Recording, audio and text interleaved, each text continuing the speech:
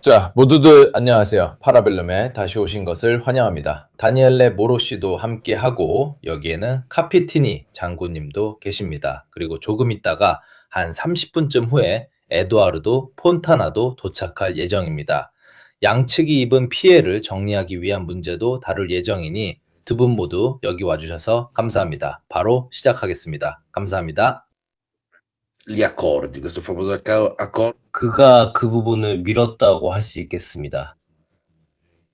네 번째입니다. 왜냐하면 이번이 네 번째 연기이기 때문입니다. 그리고 저는 바로 각자가 제안한 요점들을 저는 읽어봤고, 솔직히 말해서 그것들을 읽어보기만 해도 이 합의가 성사될 수 없다는 것을 알 수 있었습니다. 왜냐하면 처음부터 각자가 내세운 전제 조건들만 봐도 그랬으니까요. Dei punti sono completamente antitetici. 서로 이란과 Vuole la libertà di. 그들의 핵 프로그램이요.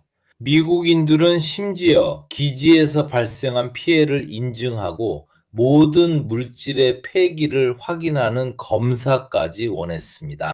한쪽은 우르무즈 해협을 개방하기를 원하고 다른 쪽은 자신들이 통제하고 있다고 말하며 심지어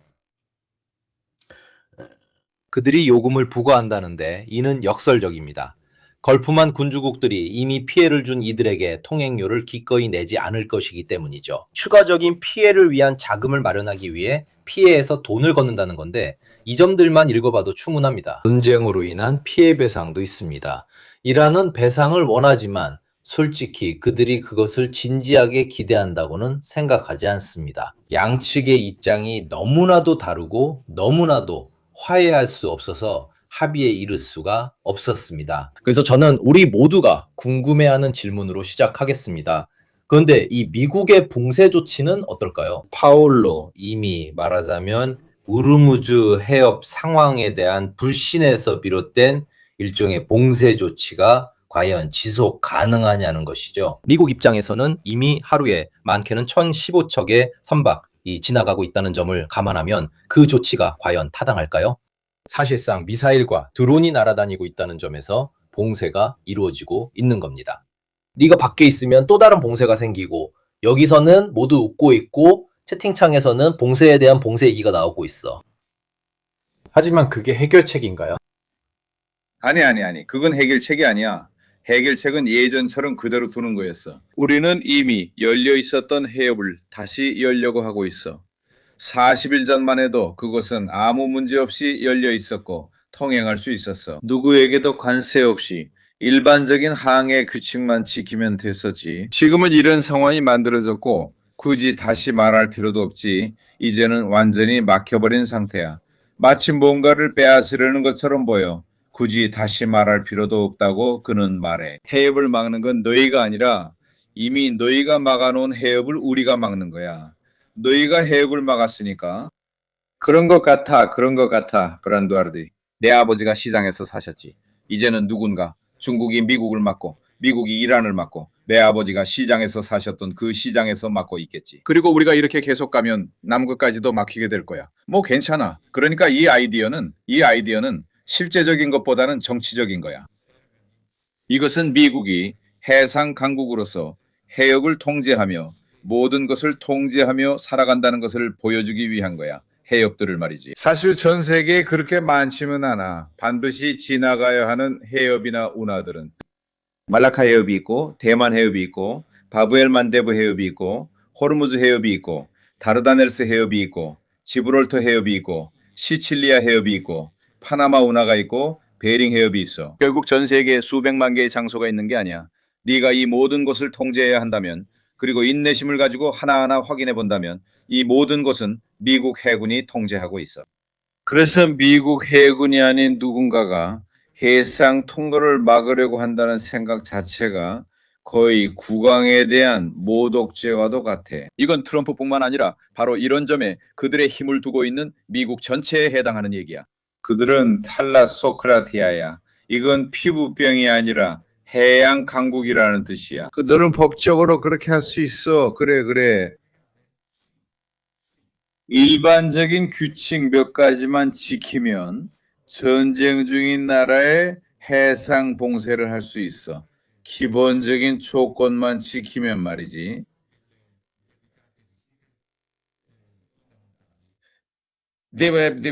예를 들어 봉쇄되는 해역이 어디인지 정확하게 좌표를 제공해야 해. 즉, 4개의 꼭지점, 위도와 경도 같은 지리적 좌표를 제공해야 해. 그리고 봉쇄가 시작되는 날짜와 시간도 반드시 알려야 해. 반드시 해야 해.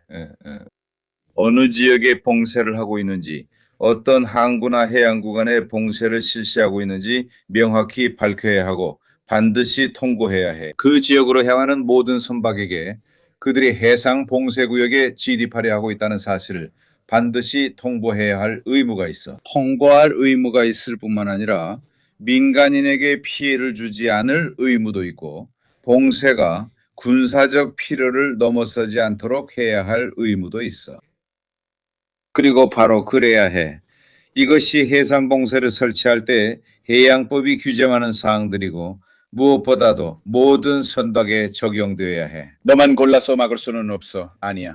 해상 봉쇄는 모든 이란, 쿠웨이트, 중국 등 어디 출신이든 봉쇄 구역을 통과하는 모든 선박이 차단되고 퇴거되어야 한다고 규정하고 있어. 네가 출발하고 돈을 내며 내가 널 막지만 네가 돈을 안 냈다고 통과할 수 있는 건 아니야. 그렇게 되는 게 아니야. 봉쇄는 모든 사람, 모든 국적의 선박에게 적용돼. 이건 진짜 봉쇄야, 파울로. 그들은 이란의 통행료를 내려고 하는 선박들을 가로막으려는 거야. 인간인에 대해 이야기해보자. 나는 해상법이 뭐라고 하는지에 대해 말하는 거야. 해상법에 따르면 그 배들을 멈춰야 해. 모든 배는 돈을 내든 안 내든 미국 국기를 포함한 어떤 국기를 달고 있든 모두 멈춰야 해. 봉쇄를 하는 나라조차도 상선이 안으로 통과하도록 허용할 수 없어. 하지만 여기서 좀 이상하지. 왜 그들은 이란의 통행료를 내는 배들만 건드리려고 하는 걸까? 이 말은 너희가 그곳을 지나가려면 관세를 내게 할 수 없으니까 우리는 통행료를 내려는 배들을 막고 다른 사람들은 막지 않겠다는 거야. 국제법상, 특히 국제항해법상 그렇게 할 수 없어. 이 법은 국제인도법보다 조금 더 강력하거든. 이런 식으로. 왜냐하면 이게 바로 모두가 전 세계를 비교적 안전하게 항해할 수 있게 해주는 것이기 때문이야. 네가 만약 나는 독일 배는 막고 프랑스 배는 안 막고 일본 배는 통과시키고 중국 배는 막겠다고 하면 그건 해상 봉쇄를 규정하는 기준에 어긋나는 거야. 너는 모두에게 똑같이 해야 하고 모두에게 통보해야 하며 모두를 막아야 해. 그리고 네가 결정한 배를 검사할 권리가 있어. 네 적에게 군수품이나 전략물자를 보강해 주는 거지. 권리는 재략의 권리이고 권리는 그런 권리야. 페르시아만 전체 지역에 영향을 미치고 여러 나라들이 그곳에 접해 있어. 지금 내가 다 기억나는지 모르겠지만 오만, 에미리트, 사우디아라비아, 쿠웨이트, 바레인 이 모든 나라들이 전부 다 차단되어 있어. 네가 페르시아만이나 호르무즈 해협의 접근을 차단하면 똑같은 거야. 그리고 이 나라들과는 전쟁 중이 아니야. 왜냐하면 봉쇄를 하려면 네가 봉쇄하려는 나라 중 하나와 전쟁 중이어야 한다는 또 다른 전제가 있기 때문이야. 봉쇄란 네가 봉쇄하려는 나라들과 전쟁 중이라는 거야. 그렇지 않으면 그건 상업적 봉쇄 조치가 되고요. 내가 스페인 선박들을 막으면 지중해에서는 남한 구역을 하게 되는 거지. 말이 안 돼. 해상 봉쇄를 하려면 좀 더 구체적인 분쟁이 있어야 해. 그러니까 전쟁 중이어야 해. 그리고 내 기억이 맞다면 미국은 오히려 사우디아라비아와 동맹인 걸로 알고 있어. 내 기억이 맞다면 말이야. 그러니까 이건 서로를 봉쇄하는 꼴이야. 내가 너를 막고 네가 나를 막고 우리 모두가 막혀 있는 거지, 사실상. 어쨌든 지금은 문제없어. 트럼프가 물 위를 걸으며 지뢰를 모두 제거할 거니까 그는 그런 걸 정말 잘하잖아. 다니엘레, 나도 지금 방법을 찾고 있어. 그러면 다니엘레, 미국에서는 이 내가 너를 막고 네가 나를 막는다는 이야기를 어떻게 받아들였어? 우리 모두가 막혀 있고 경제는 엉망이야. 왜냐하면 오늘 이반 그레코와 샘플린이랑 있었는데 그가 말하길 피자는 그는 뉴욕에 있는데 맞다면 바로 거기라고 했어. 나는 한 피자 가게가 있는 에비뉴에 있는데 한 달 사이에 피자 값이 4달러 반에서 6달러 그리고 다시 1달러 반으로 변했어. 그리고 휘발유는 갤런당 4달러 반이 넘게 팔리고 있어. 이건 우리나라에서 휘발유가 2유로가 넘는다고 말하는 거랑 똑같아. 한 달 만에 가격이 오르락 내리락 했어. 왜냐면 거기 사람들은 우리처럼 예비분이 없거든. 아니면 가격을 미리 너무 많이 통제해서 이미 다 올랐어. 모든 게 다 올랐지. 조금은 파울로가 말했듯이 거기서 막으려고 하고 이란에 돈을 내는 사람이 차단될 것이다 라고 말하는 건 절박한 조치처럼 보여. 게다가 그는 영국인들도 우리 편이라고 했지만 영국인들은 아니라고, 우리는 전혀 상관없다고, 사실이 아니라고 했어. 트럼프의 이 결정에 대해 미국에선 어떤 반응이 있나요? 그러면 미국 팟캐스트를 들어봐도 심지어 30분 전에도 그랬어요. 우리가 하고 있는 질문들을 그들도 똑같이 하고 있습니다. 그러니까 트럼프는 전 세계 국가 원수들과 정부 수반들뿐만 아니라 모두에게 이런 질문을 던지게 만들었어요. 즉, 이분은 도대체 무엇을 원하는가? 이 질문은 여론도 똑같이 하고 있습니다. 그러니까 당신이 말했던 것처럼 트럼프 지지자들 중 일부를 보면 그렇다는 거죠. 휘발유가 4.60이라고요? 그래서 전통적으로 가장 비싼 주인 캘리포니아는 6달러에 가까워지고 있어요. 뉴욕을 언급했잖아요. 인플레이션이 다시 올랐어요. 그리고 당신의 많은 팔로워들에게 5월 중순에 연준 의장이 트럼프가 1년 동안 해임하려고 했던 그 정부라는 것을 상기시키고 싶어요. 파월은 트럼프가 직접 임명한 인물이에요. 이것이 그의 일관성이죠. 왜냐하면 파월이 트럼프에게 금리를 내리는 건 위험하다, 기본적으로 돈의 가격을 낮추는 거다 라고 말했기 때문이에요. 이제 파월 대신 누가 오더라도 정반대의 문제에 직면하게 될 거예요. 즉, 이미 돈의 가격이 오르고 있다는 거죠. 가격이 통제불능 상태예요. 전 세계 모든 나라에서 마찬가지입니다. 인플레이션이 가격을 올리는 건 쉽지만 가격을 올리는 건 정말 어렵습니다. 예를 하나 들어볼게요. 미국 항공사들은 단순히 항공권 가격만 올린 게 아니라 개별 항목들도 올렸어요. 예를 들어 예전에는 수화물이 무료로 항공권에 포함되어 있었는데 이제는 따로 돈을 내야 하죠. 그러니까 여기서도 요금, 저기서도 요금. 평균적인 미국인, 우리가 모두 알다시피 보통 월급에서 월급으로 살아가는 사람이죠. 그러니까 페이책 바이 페이책이라고 하죠. 미국 가정의 40%가 비상시 지출을 위해 은행에 평균적으로 400달러를 가지고 있다는 것을 우리는 알고 있습니다. 그래서 생활비를 조금만 건드려도 이미 영향을 받게 되는 거죠. 미국 의료 지원 삭감. 국민들이 고통받고 있으며 여론조사에 따르면 그의 지지자 일부도 영향을 받고 있습니다. 은행. 하지만 그는 어차피 한 달이면 상황이 나아질 거라고 말했습니다. 호르무즈 해협이 다시 열리나요? 어쨌든 우리는 유럽인들에게 우리 석유를 팔고 있고 그걸로 이익을 보고 있습니다. 결국 미국 공화당 여론의 일부는 그걸 받아들이고 있습니다. 진짜 문제는 네가 처음에 말한 그 부분이야, 미르코. 즉, 이란인들과 미국인들의 두 제안을 읽어본 사람이라면 누구나 두 개의 다른 전쟁을 다루고 있다고 생각할 거야. 아니, 두 개의 전쟁, 서로 다른 세계와 세계의 전쟁이야.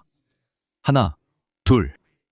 네가 지금 제기한 주제, 즉 뭐라고 말하는가? 나는 내 친구들 중에 국무부나 정부기관에서 일하거나 일했던 사람들이 있다는 사실에 영향을 받고 있어. 예를 들어 국무부에서는 작년에 약 1,300명의 외교관을 내보냈어. 국무부는 펜타곤에 비해 규모가 작지만 결정적인 역할을 해. 이 점은 내 대학 동창이자 미국 나토 대사, 베이징 대사를 지낸 사람이 상기시켜줬어. 불과 석 달 전까지, 넉 달 전까지 그를 해임한 건 변함없이 트럼프였어. 그리고 닉 번스.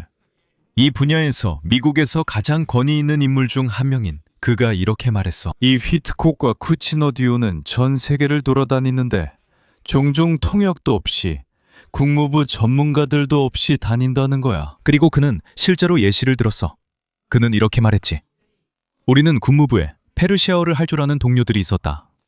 이제 네가 이란인들과 협상을 하러 간다고 해봐. 누구나 알 수 있듯이 원어민이면서 심리학적 지식도 있는 사람이 꼭 필요하다는 건 천재가 아니어도 알 수 있는 일이야. dell'interlocutore. 혹은 네가 마주한 상대방의 심리를 아는 사람 말이야. 그들은 거의 모두 해고당했어. 지난주에 파라벨로에서 이 주제를 따라간 사람이라면 알 거야. 미르코, 네가 기억한다면 우리가 처음 이 이야기를 했었지. 아마 이게 첫 이탈리아 팟캐스트였던 것 같아. 문제가 되는 건 바로 펜타곤이야. 펜타곤은 트럼프와 그의 측근들이 저지른 혼란에 대해 엄청난 저항의 중심지가 되었지. 펜타곤에는 최근에 쫓겨난 유능한 사람들도 많아서 화가 난 사람들이 많을 뿐만 아니라 아직 쫓겨나지 않은 사람들도 있어.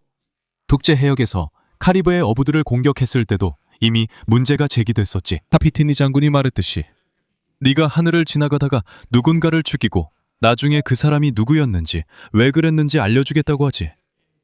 펜타곤은 저항의 거점이야. 오늘 밤의 또 다른 새로운 소식은 모든 미국 언론이 다루고 있는 트럼프가 교황에게 한 모욕이야. 주위에 오늘 밤 이 일로 가톨릭 세계가 분열되고 있어.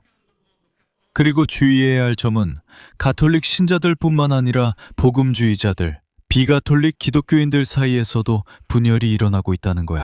우파 진영에서도, 그리고 트럼프의 당선을 크게 지지했던 일부 세력에서도 마찬가지야. 그에게는 네가 지나쳤다고 말했어. 다시 한번 말하지만 한 달 반 전에 나는 워싱턴에 있었어. 바로 그날 그는 미국의 전 대통령과 그의 아내 오바마와 미셸을 원숭이로 그린 영상들을 올렸어. 잠시 후 그는 그 믿을 수 없는 영상을 삭제해야 했어. 오늘도 똑같은 일이 일어났어. 그는 단지 올린 것뿐만 아니라 나중에 삭제하기도 했어. 하지만 30분 전에 그는 교황을 비난하는 새로운 성명을 발표했어. 그가 정치적 상대들에게 하는 말들을 그대로 했지. 그는 교황이 교황이라는 것, 즉 어쨌든 도덕적 권위라는 사실을 제대로 이해하지 못한 거야. 그는 패배자야. 아무것도 이해하지 못한 사람이야.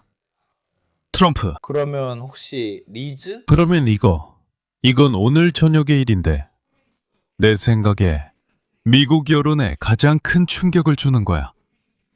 즉 중도 우파 유권자 중 일부, 쉽게 말해서 마가 같은 사람들이지. 그리고 그런 식이야.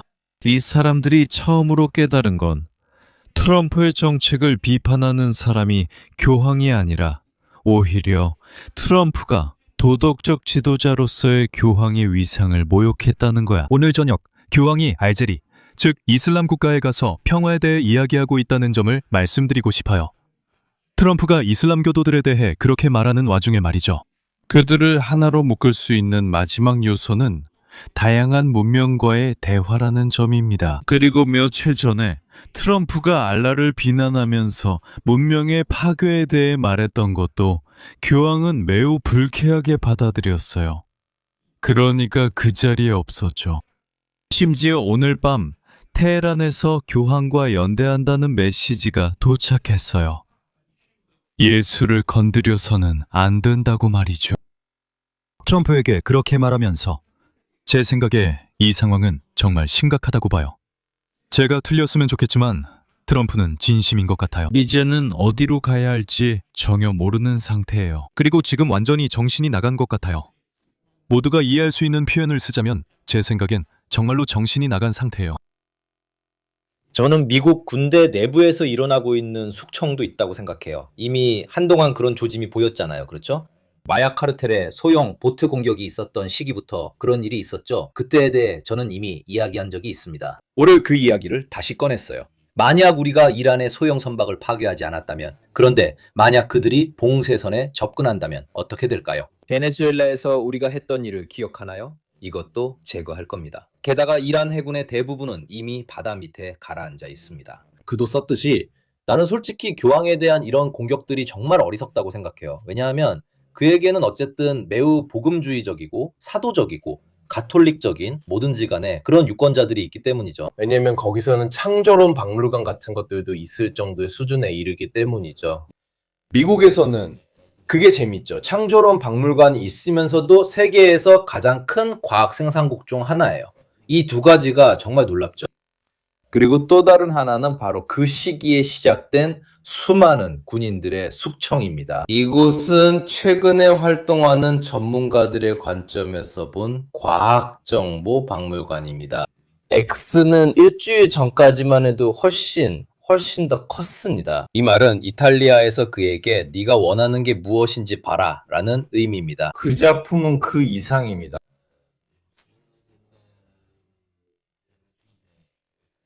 우리가 본 것처럼 또는 핵 프로그램의 파괴입니다. 그것은 단지 공군력이나 허황된 힘만으로 얻을 수 있는 것이 아닙니다. 아마도 핵셋은 합참의장이 한 말을 마음에 들어하지 않을 수도 있습니다. 그래서 당신이 듣고 싶어하는 말을 해주는 사람을 앉히는 거죠. 하지만 수단은 항상 그대로 남아 있습니다. 국가 원소가 바뀐다고 해서 기자들이 갑자기 날아다니는 건 아닙니다.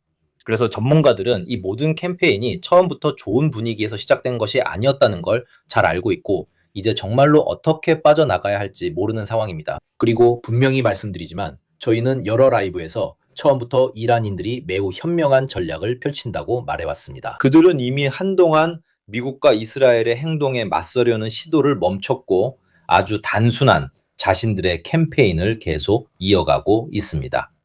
결국 지역 전쟁을 전 세계적인 전쟁으로 바꾸는 것, 그리고 그 순간 전쟁이 세계적으로 번지게 되는 것입니다. 물론 모든 비난은 따르게 되겠죠. 이 행동의 정치적, 경제적 부담은 이스라엘인들보다 미국인들에게 더 크게 돌아갑니다. 이스라엘은 한편으로 레바논에서 자신들만의 별도의 캠페인도 벌이고 있습니다. 언젠가는 그 부담을 견딜 수 없게 됩니다. 군사적 부담이 아니라 바로 경제적 부담 마찬가지고 전 세계가 그곳에서 떠나라고 압박하는 것도 마찬가지입니다. 그래서 제 생각에 트럼프의 봉쇄 조치는 자신이 만든 상황을 어떻게든 관리하려고 별다른 방법을 찾지 못한 사람이 내놓은 마지막 절박한 수단입니다. 이건 미국인들에게 흔한 일이죠, 파울로? 처음에는 내가 문제였고 그 다음에는 내가 해결책을 제시해 문제는 여기저기서 계속 생기고 한쪽에서는 봉쇄, 다른 쪽에서도 봉쇄, 끝이 없어. 실제로 중국 선박의 움직임도 있어. 더 많은 사람들이 관심을 가지면서 문제가 커지고 있어. 사람들이 현재 상황에 관심을 갖는다고 생각해. 누군가는 석유가 유로나 위안화로 거래되는 것에 대해 이야기하고 이것이 몇 가지 대안이라고 말해. 이미 일부는 이란인들에게 페트로달러가 아닌 다른 통화로 지불하기 시작했어. 이런 의미에서 이란인들도 제안을 했었지. 하지만 결국 아무 일도 일어나지 않았어. 유럽인들에게 합의하고 돈을 내면 문제없이 통과 가능하다고 했다. 내 생각에 걸프만 군주국들은 이런 걸 절대 좋아하지 않아. 왜냐하면 수출하는 모든 것이 이란의 통제를 거치지 않아도 된다면 이란이 이집트처럼 행동할 위험이 있기 때문이야. 이란이 통행세를 받기 시작하고 엄청나게 강해질 거야. 그리고 그건 그들이 절대 원하지 않는 일이야. 하지만 이런 봉쇄가 지속 가능하다고 생각해, 파울로? 얼마나 오래 할 수 있을까? 몇 달 정도 할 수 있을까? 아니면 일주일 후에 생각이 바뀔까? 하지만 기술적으로, 그러니까 군사적으로 보면 원하는 만큼 오래 할 수 있어. 좁은 바다를 봉쇄하는 건 원하는 만큼 오래 지속할 수 있어. 그가 전 세계 여론과 행성 전체의 압력 앞에서도 그것을 지탱할 수 있을까? 그리고 이건 완전히 다른 이야기야. 잠깐 교황 얘기로 돌아가자면 말이야. 나는 다시 우르바노 8세와 비오 5세를 응원하기 시작해. 그들은 좀 더 분명하게 말했었지. 우르바노 8세가 그렇게 말했더라면 이런 일은 이미 아무렇지 않게 침범당하고 있었어.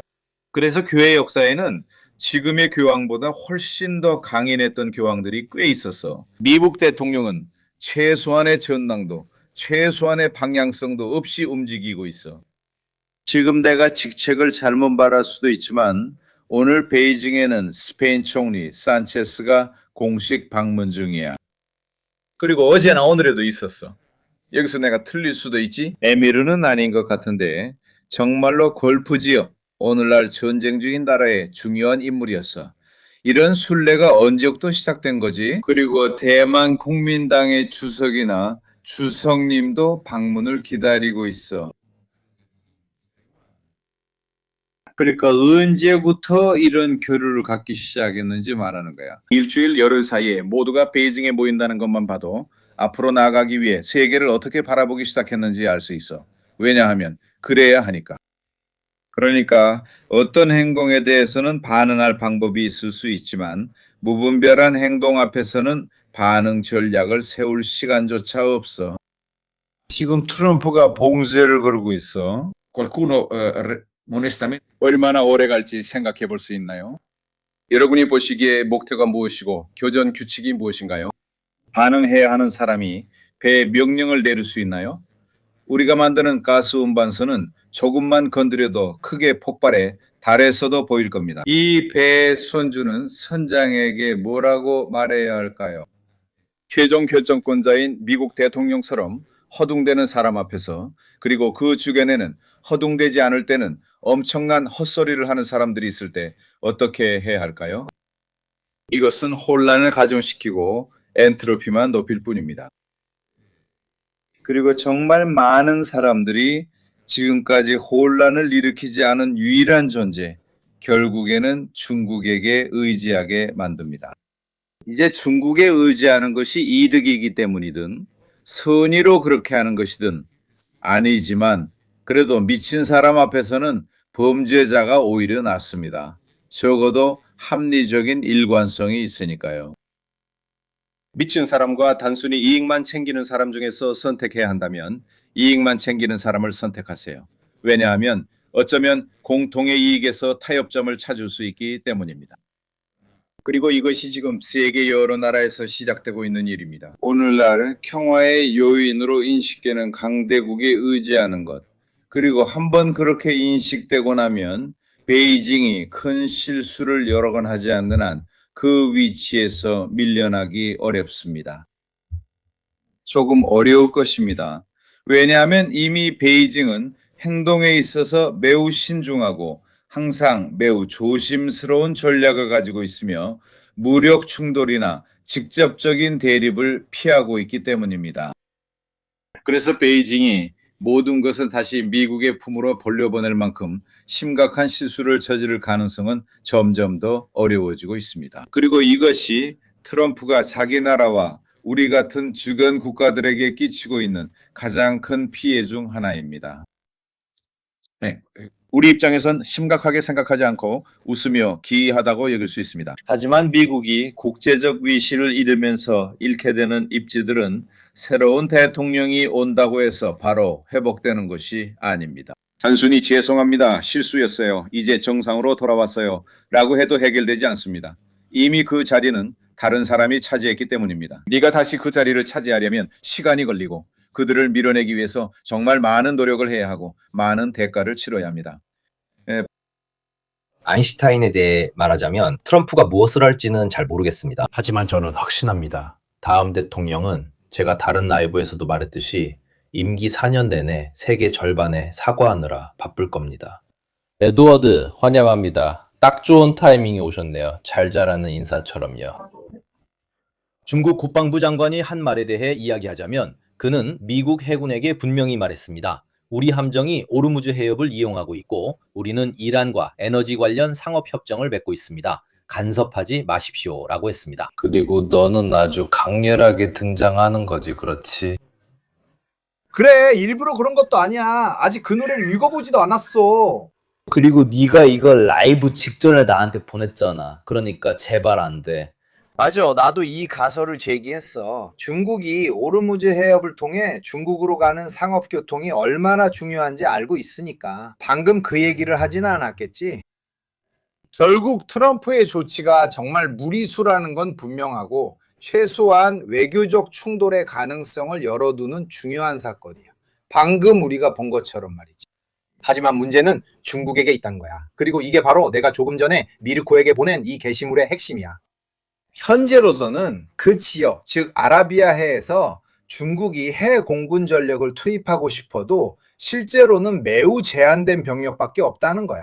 중국은 지부티에 기지가 하나 있어. 그래서 거기서 일부 해군 함정을 주둔환시킬 수는 있어. 보통 몇 척의 해군 함정이 그곳에 배치되어 있지만 현재로서는 전력이 매우 제한적이야. 지금 화면에 보이는 게 바로 그 중 하나야. 저건 프리기함이야. 장카이급 프리기함이고 왼쪽에 있는 다른 함정은 바로 구축함이야. 그래서 본질적으로는 비교적 현대적인 수상함이 두 척밖에 없는 셈이야. 하지만 만약 우리가 충돌까지 가정한다고 해도 사실 나는 그런 상황이 일어날 거라고는 생각하지 않아. 하지만 이런 시나리오를 상상해 본다면 그들은 그 지역에 있는 미군 기동부대에 비해 압도적으로 열세일 거야. 그래서 중국이 할 수 있는 일이 무엇인지 보자. 하지만 내 생각에는 상선을 호위하는 방안도 여전히 있어. 이것도 어쨌든 가능해. 그러니까 처음에는 현지에 있는 두 척의 함정을 이용해서 존재감을 과시하는 거지. 즉 상선을 호위하는 거야. 물론 충돌을 피하면서 말이야. 그리고 물론 미국 지휘부에도 알리는 거지. 하지만 이것도 악몽 같은 상황으로 이어질 수 있어. 왜냐하면 그건 미국이 설정한 봉쇄를 사실상 위반하는 것이 되기 때문이야. 보시다시피 사실 그게 명확하지도 않아. 왜냐면은 어떤 경우에는 우리가 나중에 보게 될 거야. Sì, sì. 선박들이 들어가고 나가려고 시도하고 있어. 그리고 돈을 내는 경우도 있다고 해. 그 이상을 알아보려고 하는데 오늘 나는 보인다. 이 트럼프의 첫 번째 트윗, 바로 어제의 트윗이었는데 이 트윗에서 이 봉쇄가 처음으로 발표되었습니다. 사실 굉장히 모호했고 전면적인 것처럼 보였습니다. 기타 등등. 오늘은 미국 지역의 군사사령부인 센트콤이 역시 트윗을 올린 것을 봤습니다. 왜냐하면 보아하니 이런 소통에는 X를 사용하더라고요. X에 직접 글을 올렸습니다. 이런 경우는 드문데 그 글에서 이 해상 봉쇄의 표적이 누구인지 구체적으로 밝혔습니다. 이란 항구를 이용하는 선박들, 즉 이란 항구에서 출발했거나 목적지가 이란 해안의 항구로 명시된 선박들이 해당됩니다. 반면에 이란과 교역에 참여하지 않는 국가의 선박들은 비록 그들이 걸프만에 있더라도 이론적으로는 통과할 수 있습니다. 여기서도 일부 선박들이 목적지를 한 곳으로 신고해놓고 실제로는 다른 곳으로 가는 등 매우 애매한 회색지대가 생길 수 있다는 점을 상상할 수 있습니다. 이것도 제가 생각해 볼 수 있는 또 다른 가설입니다. 오늘도 늘 그랬듯이 만약 그렇지 않았다면요, 미군 소식통에 따르면 봉쇄가 전면적으로 시행되지 않는 초기 기간이 있을 것이라고 밝혔습니다. 이미 화물을 싣고 중립국 해역에 있는 선박들이 떠날 수 있도록 이란으로 향하는 선박들조차도 그 기간에는 봉쇄가 적용되지 않을 것이라고 합니다. 그래서 저도 오늘 이 내용을 읽었습니다. 어떻게 보면 일종의 부분적인 후퇴라고 볼 수 있겠죠. 사실 트럼프의 첫 번째 트윗은 본질적으로 이란에 대한 전쟁 행위였죠. 물론입니다. 이건 좀 어렵네요. 출국할 때는 괜찮아요. 페르시아만 출신이 분명하니까요. 하지만 입국할 때 내가 어디로 간다고 말하는 걸 누가 막을 수 있나요? 맞아요. 이라크로 간다고 했다가 마지막에 이란으로 가는 거죠. 하지만 사실 이건 두고 봐야 해요. 요즘 협상이나 논의가 계속되고 있으니까 상황이 또 바뀔 수도 있죠. 아무도 모르는 일이에요. 하지만 그런 일이 일어나지 않고 진짜로 본격적인 봉쇄가 시작된다면, 그래서 처음 며칠은 선박들이 빠져나갈 시간을 좀 준다고 했잖아요. 그리고 처음으로 중국 국기를 단 배들이 지나가려고 시도할 수도 있죠.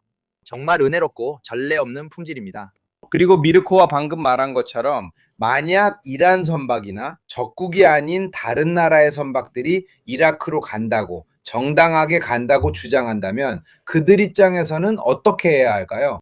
그들은 한 항구로 간다고 했다가 결국 마음을 바꿔서 다른 곳으로 가거나 아니면 어쨌든 신고 내용을 바꿉니다. 게다가 이런 일은 아주 자주 볼 수 있었는데 특히 후티가 홍해에서 상선 운항에 개입했던 사례가 기억납니다.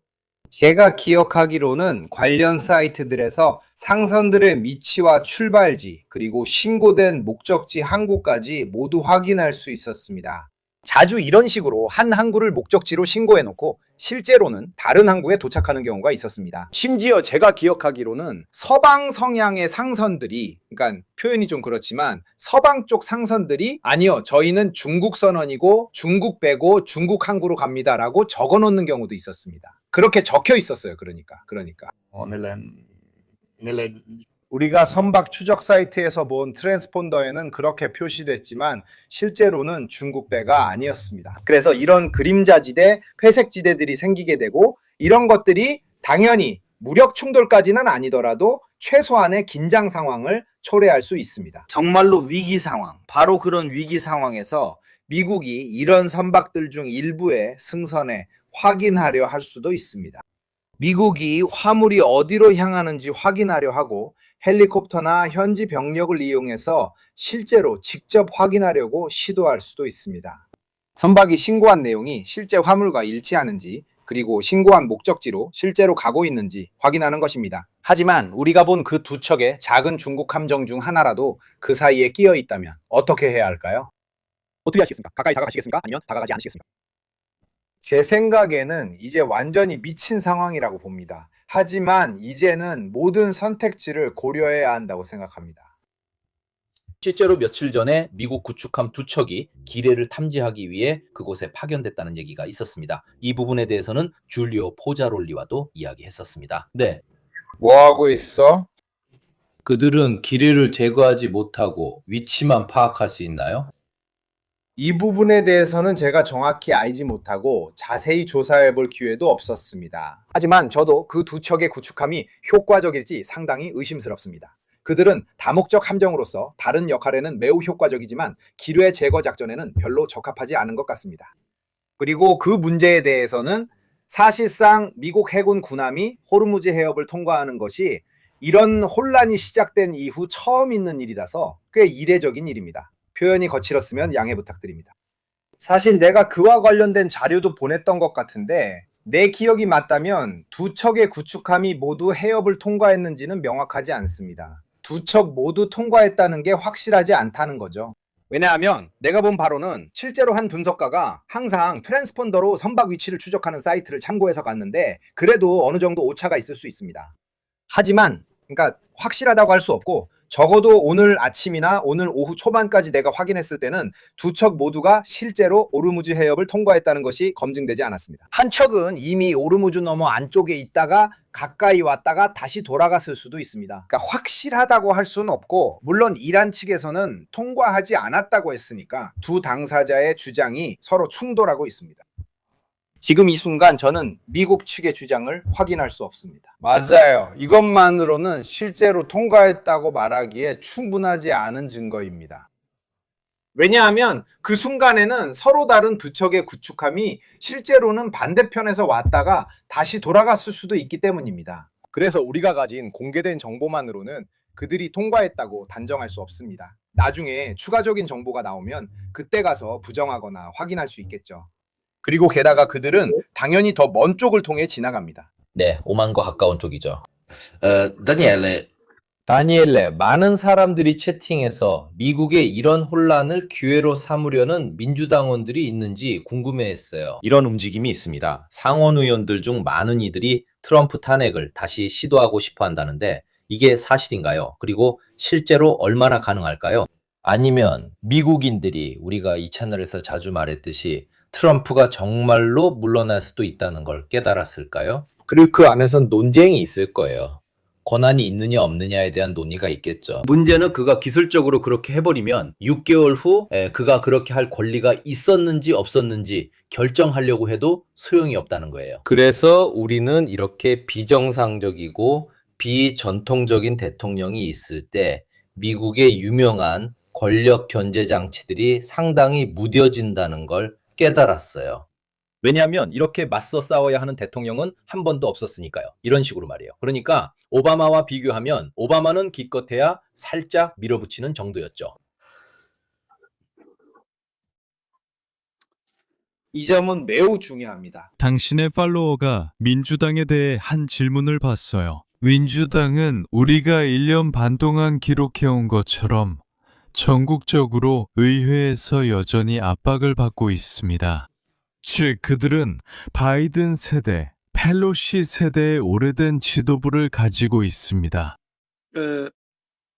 지도부가 더 이상 버티지 못하고 압박받고 있습니다. 주지사 수준에서 성장하고 있는데 특히 여성 인물들이 그렇다고 생각합니다. 로드 아일랜드와 버지니아에서 선출된 두 여성은 매우 흥미롭습니다. 캘리포니아 주지사도 있지만 제 생각과 미국인 친구들의 생각으로는 그분은 너무 급진적인 입장에 있다고 봅니다. 표현이 좀 그렇지만 그분은 평균적인 미국 유권자에 비해 좌파에 가깝습니다. 그래서 의회에서는 압박을 받고 있습니다. 두 번째 문제입니다. 아까 내가 했던 인플레이션 등에 관한 질문은 모두가 하고 있는 질문입니다. 이미 작년에도 세계 최고의 경제학자들을 비롯해서 우리 모두는 관세 도입으로 인해 모든 것과 모든 사람을 상대로 미국 경제 상황에 매우 강한 영향이 있을 것이라고 생각했습니다. 영향은 있었으나 강하지 않았습니다. 중간 선거에 가까워질수록 생활비 상승이 개별 유권자에게 큰 타격을 준다는 것이 더욱 분명해집니다. 직접 가서 보면 많은 공화당 하원 의원과 상원 의원들의 만남이 지역사회나 마을에서 열릴 때 아주 강한 논쟁으로 끝나는 경우가 많습니다. 즉, 평균적인 공화당 유권자는 만족하지 않는다는 뜻입니다. 하지만 주의해야 할 점은 그들이 만족하지 않는다는 사실입니다. 예를 들어 이탈리아 언론에서는 트럼프가 여론조사에서 매우 낮은 지지율을 보이고 있다는 점을 계속 강조합니다. 트럼프 지지율이 일부 주제에서는 낮지만 모든 면에서 그렇진 않습니다. 하지만 이것도 사실입니다. 선거가 없다면 설령 여론조사에서 0.1%의 지지율만 나와도 계속해서 통치할 수 있다는 뜻입니다. 둘째, 지지율이 매우 낮다고 해서 내일 아침에 선거를 치르면 민주당이 이긴다는 뜻도 아닙니다. 이제 탄핵 문제로 넘어가겠습니다. 이 부분에 대해서는 몇 달 동안 정말로 파라벨룸이 이 문제를 진지하게 다룬 몇 안 되는 이탈리아 사이트 중 하나라는 점을 인정해야 합니다. 탄핵에 관해서 오늘 투표를 한다고 가정해 봅시다. 오늘 투표를 하면 민주당이 하원에서 이깁니다. 트럼프는 2달 전 이미 그렇게 말했으며 우리는 여기서 그 얘기를 했었습니다. 2달 전 공화당 하원 의원들과의 회의에서 그는 여기서 투표하면 우리가 져서 자신이 3번째 탄핵을 당할 것이라고 말했습니다.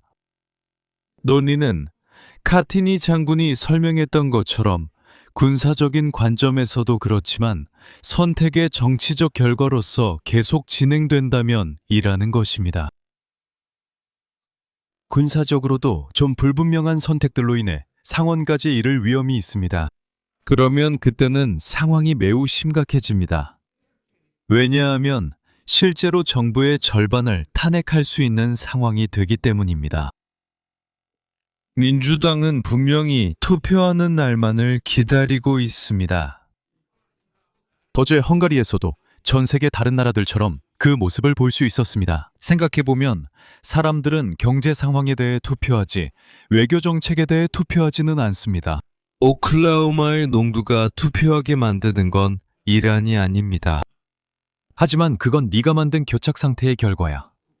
즉, 네가 문제를 만들었고 이제 그걸 해결한다고 보여주고 있는 거지. 하나, 둘.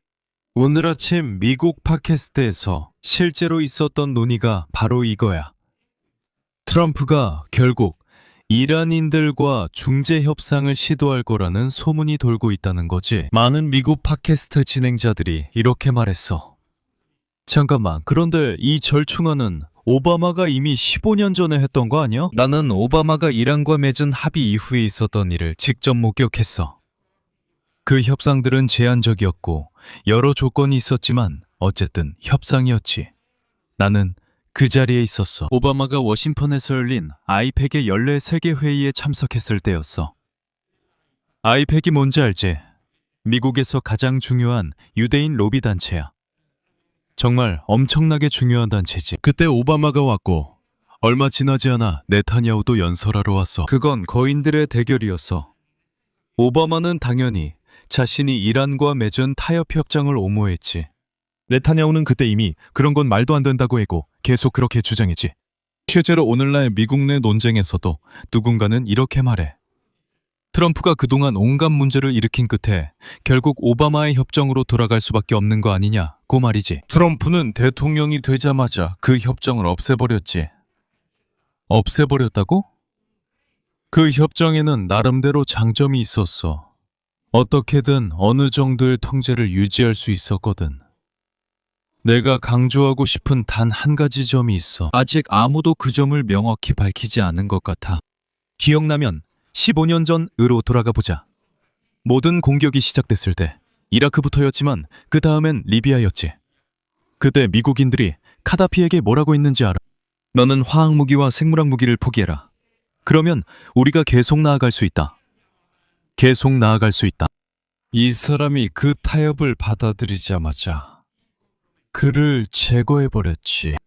그래서 중국인들에게 전달된 메시지는, 특히 내가 기억하기로는 워싱턴의 대학들에서도 이 문제에 대한 토론이 있었어. 중국인 친구들, 학자들이 이렇게 말했지. 아니, 미국이 어떻게 카다피 같은 독재자와도 타협을 할 수 있는데 그가 그걸 받아들이자마자 다음날 바로 그를 제거해버릴 수 있지?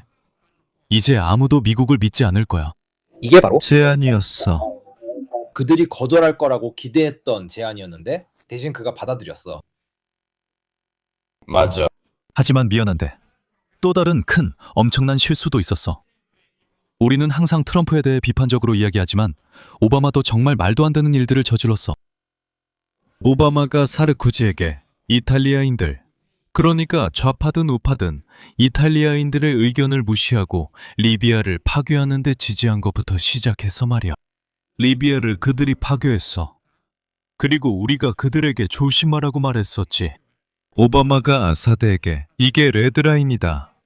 네 국민을 죽이려고 감히 시도하지 마라. 그렇지 않으면 내가 가만두지 않겠다고 말했지. 그런데도 아사드는 똑같이 했고 오바마는 아무것도 하지 않았어. 그래서 왜 내가 여러분에게 이런 얘기를 하는지 아세요? 왜냐하면 트럼프의 행동이 미국 지도층에서 나오는 행동들 중에서 그렇게 특별한 게 아니기 때문이에요. 미국인들이 정말 엄청난 혼란을 일으키는 순간들이 있습니다. 그리고 마지막으로 한 가지만 더 말씀드리자면, 저는 카피티니 장군이 타이완 야당 대표의 베이징 방문에 대해 한 농담을 정말 인상 깊게 들었습니다. 여러분이 오늘 아침, 즉 월요일자 파이낸셜 타임스를 읽어보면 아주 흥미로운 점을 발견할 수 있습니다. 실제로 중국인들은 대만의 긍정적인 메시지로 가득 채웠고 전혀 위협하지 않았다는 것입니다. 그들은 이렇게 말했습니다. 협력을 늘리자. 더 자주 만나자. 그리고 여러분의 상품, 심지어 문화상품도 우리에게 보내달라. 즉, 중국인들은 카피티니 장군이 말한 것을 확인하듯이 제 생각에는 기회의 틈이 열렸다는 것을 이해한 것 같습니다. 아무도 트럼프라는 이 사람이 무엇을 원하는지 더 이상 이해하지 못하는 세상에서 최소한 어느 정도는 이해할 수 있는 입장이 필요합니다. 마지막으로 어젯밤 부다페스트에서 당한 굴욕에 대해 말씀드리자면, 트럼프는 며칠 전에 자신의 부통령을 보냈고 우리 모두 오르반이 질 거라는 걸 알고 있었습니다. 논의는 오르반이 조금만 지면 헝가리의 헌법적 상황이 교착 상태에 빠질지 아니면 헝가리를 다시 법치국가로 되돌릴 수 있을지에 관한 것이었습니다. 하지만 그들이 선거에서 질 것은 모두 알고 있었습니다. 당신이 미국 부통령을 유럽연합 회원국의 선거 캠페인에 끌어들였고 그들이 선거에서 질 걸 알면서도 그렇게 했다는 건 결코 안심할 만한 신호가 아닙니다. 왜냐하면 누군가는 모든 존경을 담아 당신이 꼭 천자는 아니라고 말할 수도 있으니까요. No, fra l'altro la 벤스의 방문으로 여론조사가 더 떨어졌습니다. 바로 그게 네가 잘 보여준 분석이야. 주의해야 할 신호야. 그러니까 카피티노 장군이 이 점을 강조한 건 잘한 일이야. 여기 안에 아주 흥미로운 부분이 있어. 아마도 결국 소프트 파워가 가장 좋다는 걸 깨닫고 있는 것 같아. 연방자 같은 것도 할 수 있잖아, 그렇지? 타이완은 독립을 유지하지만 명목상으로는 대중국의 일부가 돼. 이렇게 하면 갈등 없이 양쪽 모두를 만족시킬 수 있지. 우크라이나 전쟁이나 트럼프와 관련된 일들, 이런 것들이 선거에서 드러났는데 그렇게 작은 섬을 두고, 물론 오랜 집착이고 역사적인 문제라는 건 알지만 정말로 그럴 가치가 전혀 없어. 그리고 중국인들은 항상 보여주기식으로 뭔가를 하는 게 분명하지. 하지만 그와는 별개로 계속해서 아무렇지 않게 영공을 침범하고 군사훈련도 늘리고 있어. 러시아인들과 해군 훈련뿐만 아니라 상륙작전 개시도 러시아 측과 협력해서 진행하고 있어. 그래서 어쨌든 그들은 자신들의 군사 프로그램을 물밑에서 계속 진행하고 있어. 대만 TV를 켜는 것과 다를 바 없이 계속 나아가고 있는 거지. 하지만 어쩌면 이런 얘기일 수도 있지. 양쪽 방법, 즉 채찍과 당근을 모두 시도해보고 둘 중에 어떤 게 더 효과가 있는지 보자는 거야. 왜 한 가지 방법을 완전히 포기해야 하지? 목표를 달성하기 위해서라면 모든 방법을 다 시도해보자는 거야. 이것도 궁금했어. 파울로, 헝가리에서 있었던 일 어떻게 생각해? 적어도 인터넷에서는 2달 전부터 이미 알고 있었다는 게 사실이야? 마자르가 오르반에 비해 압도적으로 이겼을 거야. 그래서 아마 다니엘레가 약간의 악의로 트럼프가 펜스를 보낸 건 그를 자멸하게 하려는 거였다고 말하려던 것 같아. 그렇게 해서 거기 가서 멋진 모습을 보이고 결국 완전히 패배한 채 집으로 돌아오게 하려는 거였지. 아니면 완전한 무능력, 무지, 그리고 헝가리 국민의 실제 상황에 대한 이해 부족 때문일 수도 있지. 며칠 전 투표율이 80%였는데 89년 이후 이런 모습은 처음이었어. 마치 사람들이 월드컵 우승한 것 같았어. 하지만 나는 미리 말해두겠는데 내가 전문가인 것도 아니고 전문가가 아닐 뿐만 아니라 깊이 파고들지도 않아. 그래도 우리 모두가 접하는 것들은 본다. 16년 만에 누구든지 어떤 사람이든 무슨 일을 하든 독일 총리 콜을 예로 들어보자. 그는 12년, 14년을 지냈고 메르켈은 10년을 지냈다. 일정한 연수가 지나면 피노키오가 출마해도 선거에서 이길 것이다. 사람들은 이제 16년간 재패태웠으니 이번엔 피노키오로 바꾸고자고 한다. 이것이 정상적이다. 두 번째로 생각해야 할 점은 야당이 이긴 게 아니라는 것이다. 헝가리는 정말 이상한 상황이에요. 왜냐하면 우파가 있고 아주 극우가 있고 그리고 극단적인 우파가 있기 때문입니다. 의회 전체가 이렇게 구성되어 있습니다. 중도, 좌파, 극좌파는 아무도 없습니다. 세계의 다른 모든 의회에서는 진보 세력이 있고 보수 세력이 있습니다. 또는 이념적으로 보면 좌파 집단과 우파 집단이 있습니다. 헝가리는 그렇지 않습니다. 헝가리는 오직 50가지의 검은색 음영만 있을 뿐입니다. 그렇게 되어 있습니다. 그러니까 이 사람 저 사람 바뀔 때마다 박수를 치는 건데 사실은 먹색에서 메탈릭 블랙으로 바뀐 것뿐입니다. 하지만 결국 똑같은 겁니다. 이제는 여기에 따라오는 행동들을 지켜봐야 합니다. 우리는 분명히 지금 이 순간부터 유럽연합 깃발이 부다페스트 의회에 그 어느 때보다 자유롭게 휘날릴 것이라는 것을 보고 있습니다. 하지만 아직 지켜봐야 합니다. 왜냐하면 모든 유권자, 즉 80%의 헝가리 유권자들이 그렇게 말했기 때문입니다. 우리는 여전히 헝가리가 그렇게 대단한 진보적인 국가가 되기를 원하지 않습니다.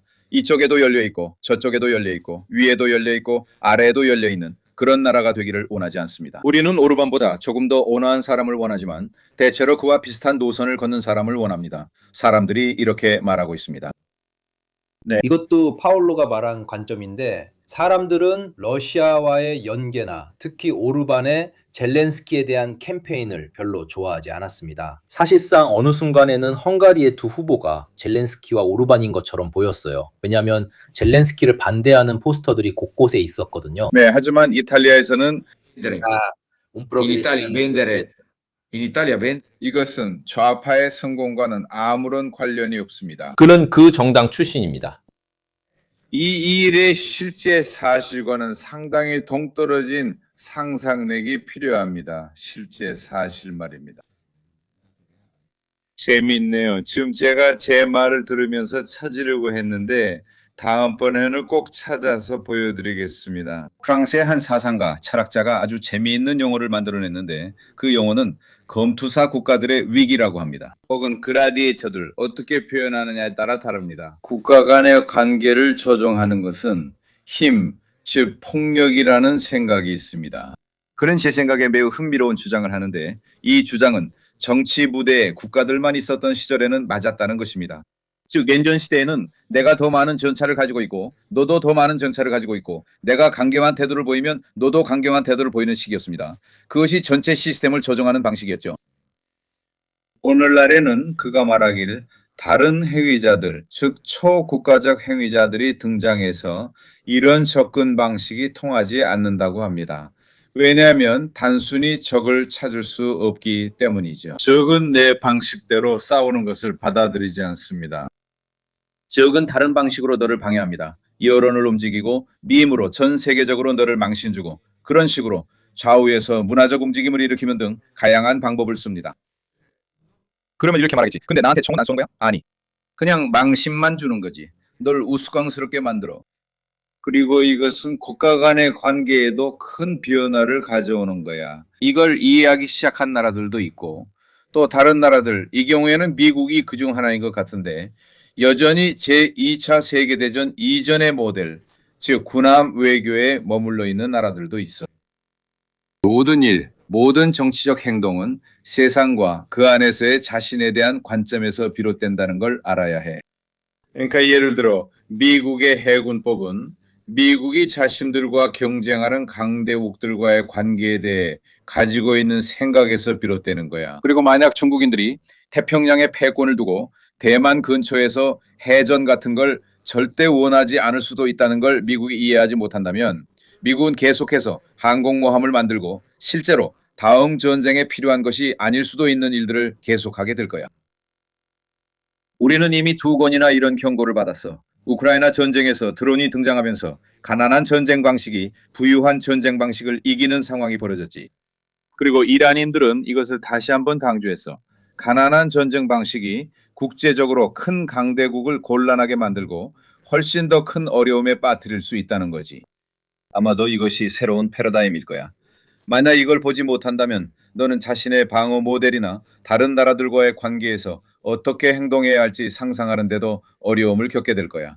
동맹 관계를 제고하는데 얼마나 짧은 시간이 걸리고 있는지 한번 보세요. 유럽은 이제 진지하게 생각하기 시작하고 있어. 어쩌면 미국인들은 그다지 동맹이 아니었을 수도 있고 우리가 정말로 필요할 때 우리를 지켜줄 거라는 보장도 없다는 생각이 들기 시작한 거죠. 우려는 우리가 필요할 때 유럽이 우리를 지켜주지 않을 거라는 미국 쪽의 걱정이 아니라 그 반대입니다.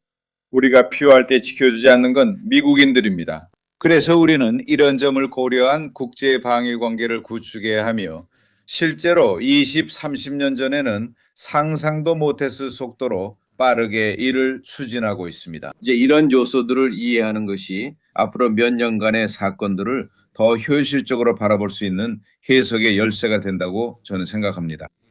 현재까지 미국은 이것을 이해하지 못한 것처럼 보입니다. 그리고 계속 지저대고 있습니다. 개가 짖는 소리가 더 이상 두렵지 않은 것은 사람들이 다른 것에 두려움을 느끼고 다른 태도에서 안전을 찾으려 하기 때문입니다. 비록 대가를 치르더라도 말이죠. 그러니까 여러분은 어떻게 생각하십니까? 중국에 다가가는 것이 공짜로 아무런 대가 없이 할 수 있는 일이라고 생각하십니까? 하지만 적어도 중국은 어느 정도의 안정과 평온함을 제공합니다. 그래서 지금 우리는 제 생각에는 정말로 그런 헛소리들보다 훨씬 더 복잡한 시기에 있습니다. 트럼프가 여기저기서 벌이는 일들, 사실 그 사람만의 문제가 아니라 세상과 그렇게 소통해야 한다고 믿는 한 집단 전체의 문제입니다. 그리고 세상은 그냥 그들과의 대화를 멈췄습니다. 그들을 반대하는 것도 아니고 아예 듣지조차 않습니다. 그게 더 나쁩니다. 그게 더 나쁜 거예요. 하지만 꼭 그런 것만은 아닙니다. 소통하는 나라들도 있습니다. 아까 에두아르도 씨가 말했듯이 센트컴은 X를 통해 소통합니다. 어떤 나라들은 아니면 적어도 일부 국가기관들은 이미 깨어나서 실제로 소셜미디어를 소통수단으로 사용하고 있습니다. 대사관들도 자주 그렇게 하죠. 이탈리아에 있는 러시아 대사관은 X에서 특히 활발하게 활동하고 있습니다. 반면에 무시하는 나라들도 있습니다. 예를 들어 폰데어 라이엔 같은 사람은 절대 X에 글을 쓰지 않을 겁니다. comunicati. 보도자료 같은 것들이죠. 세상이 이렇게 움직이고 있습니다. 왜냐하면 X에 무언가를 올리면 굳이 전화를 들어 기자에게 연락할 필요도 없다는 걸 알게 되거든요. 기자들은 이미 거기서 기다리고 있습니다. 세상은 이미 반소나 핵세대 새로운 트윗이 올라오길 기다리고 있습니다. 그래서 이것은 스스로 더 직접적으로 통제할 수 있는 방법이기도 합니다. 그때그때 맞춰 메시지를 바로 내보낼 수 있기 때문입니다. 예를 들어 오늘 공격하겠다, 지금 평화 협상하겠다고 할 수 있죠. 트럼프도 항상 그렇게 말합니다. 1시간 전에도 트럼프가 이란인들이 우리와 합의하려고 다가온다고 했어요. 하지만 방금 그들에게 봉쇄를 한다고 했으니 시장이 진정될 수 있고 다음날 다시 움직입니다. un'altra dichiarazione. 그래서 우리는 그것을 잘 아는 사람이 제대로 활용할 수 있음을 알게 됩니다. 이 기간 동안 공시와 협상 연기 사이에 내부자 거래가 많이 있었다는 것을 우리는 알고 있습니다. 포리마켓만 봐도 알 수 있습니다. 트위터 글이 올라오기 2분 전 수백만 달러 베팅이 있습니다. 신기하게도 금요일 저녁에 이런 일이 일어나고 토요일과 일요일에는 증시가 닫혀 있다는 걸 다들 알고 있죠? 저는 포리마켓에서 한 주 동안 오르무즈 해협을 통과할 선박수에 대한 베팅까지 본 적이 있습니다. 정말 놀라운 일들이 있었어요. 하지만 사실 그것도 하나의 요인입니다. 하지만 저는 궁금합니다. 저는 카피티니가 아주 순수하게 말한 것에 대해 이어서 말씀드리자면 실제로 우리 서구 미디어 생태계 밖에서는 이 일이 어떻게 보일까요? 제 생각에는 미국이 질서를 보장하고 국제적 신뢰성을 보장하며 자유무역을 보장하는 강대국으로 여겨진다고 봅니다. 그리고 그 외에도 많은 역할을 한다고 생각합니다. 그런 것이 아닙니다. 그리고 바로 지금 미르코가 설명한 것처럼 소통하는 방식 자체도 그렇습니다. 이건 진지함이라고 하기엔 전혀 진지하지 않은 수준입니다. 제 생각에는 특히 아시아의 여러 나라처럼 각종 위협에 쉽게 굴복하지 않는 나라들에서는 시간이 지날수록 이런 태도가 통하지 않을 것 같습니다. 미국의 패권, 직접적이든 간접적이든 점점 더 매력을 잃어가고 있습니다. 정말로 그렇습니다. 그리고 반대로 Asian Times. 영어로 써 있지만 그 세계의 작가들과 인물들을 반영하는 내용입니다. 거기서는 그들이 가장 심각한 위기를 겪고 있습니다. 유럽도 아니고 아메리카 대륙도 아니며 가장 큰 문제는 바로 의존성입니다. 그것은 아시아였습니다. 둘째로 중국인, 일본인 등은 말의 가치를 얼마나 중요하게 생각하는지 알잖아요. 일본 총리의 얼굴만 봐도 알 수 있습니다. 그런 일에 그녀는 얼어붙은 채로 있었습니다. 그래서 그들은 이미 우리 서양인들을 전반적으로 덜 신뢰할 수 있고 덜 명예롭다고 생각합니다. 그러다 트럼프 같은 사람, 핵색 같은 사람이 갑자기 나타나죠. 그들에게는 우리가 타락했다는 게 당연하게 느껴집니다. 이게 바로 증거라고 생각하죠. 왜냐하면 사람은 자기 편견을 더 강화하게 되니까요. 고마워요. 우리가 이 사람들이 타락했다고 말한 게 맞았어요. 뭐 그런 식이죠. 생각해보면 여러 사업에서 동맹이나 가짜 동맹을 따라가는 사람이 얼마나 우스운 꼴을 하는지 알 수 있죠. 바로 그 점에서 만약 제가 말씀드릴 수 있다면 아마 더 비참할 겁니다. 적어도 미국인들은 말이죠. 미국의 리더십은 제 관점에서 보면 바로 이런 식의 매우 갱스터 같은 정치 방식을 선택했습니다. 카피티니 이제 잘 통하지 않을 거예요. 당신과 이 게임을 할 나라, 예를 들어 러시아를 찾아야 하니까요. 러시아는 아직도 이 게임을 하고 있을 수도 있습니다. 이런 식으로 보면 이미 중국은 좋든 나쁘든 별로 상관이 없어 보입니다. 왜냐하면 말도 안 되게 들릴 수 있지만 이 부분에 대해 미르코와도 여러 번 이야기한 적이 있기 때문입니다. 예를 들어 중국은 이런 동맹국들에게 군사적 지원을 제공합니다. 정말 거의 아무것도 보내지 않고 아무것도 하지 않으며 이런 방식의 게임, 이런 경쟁에 전혀 참여하지 않습니다.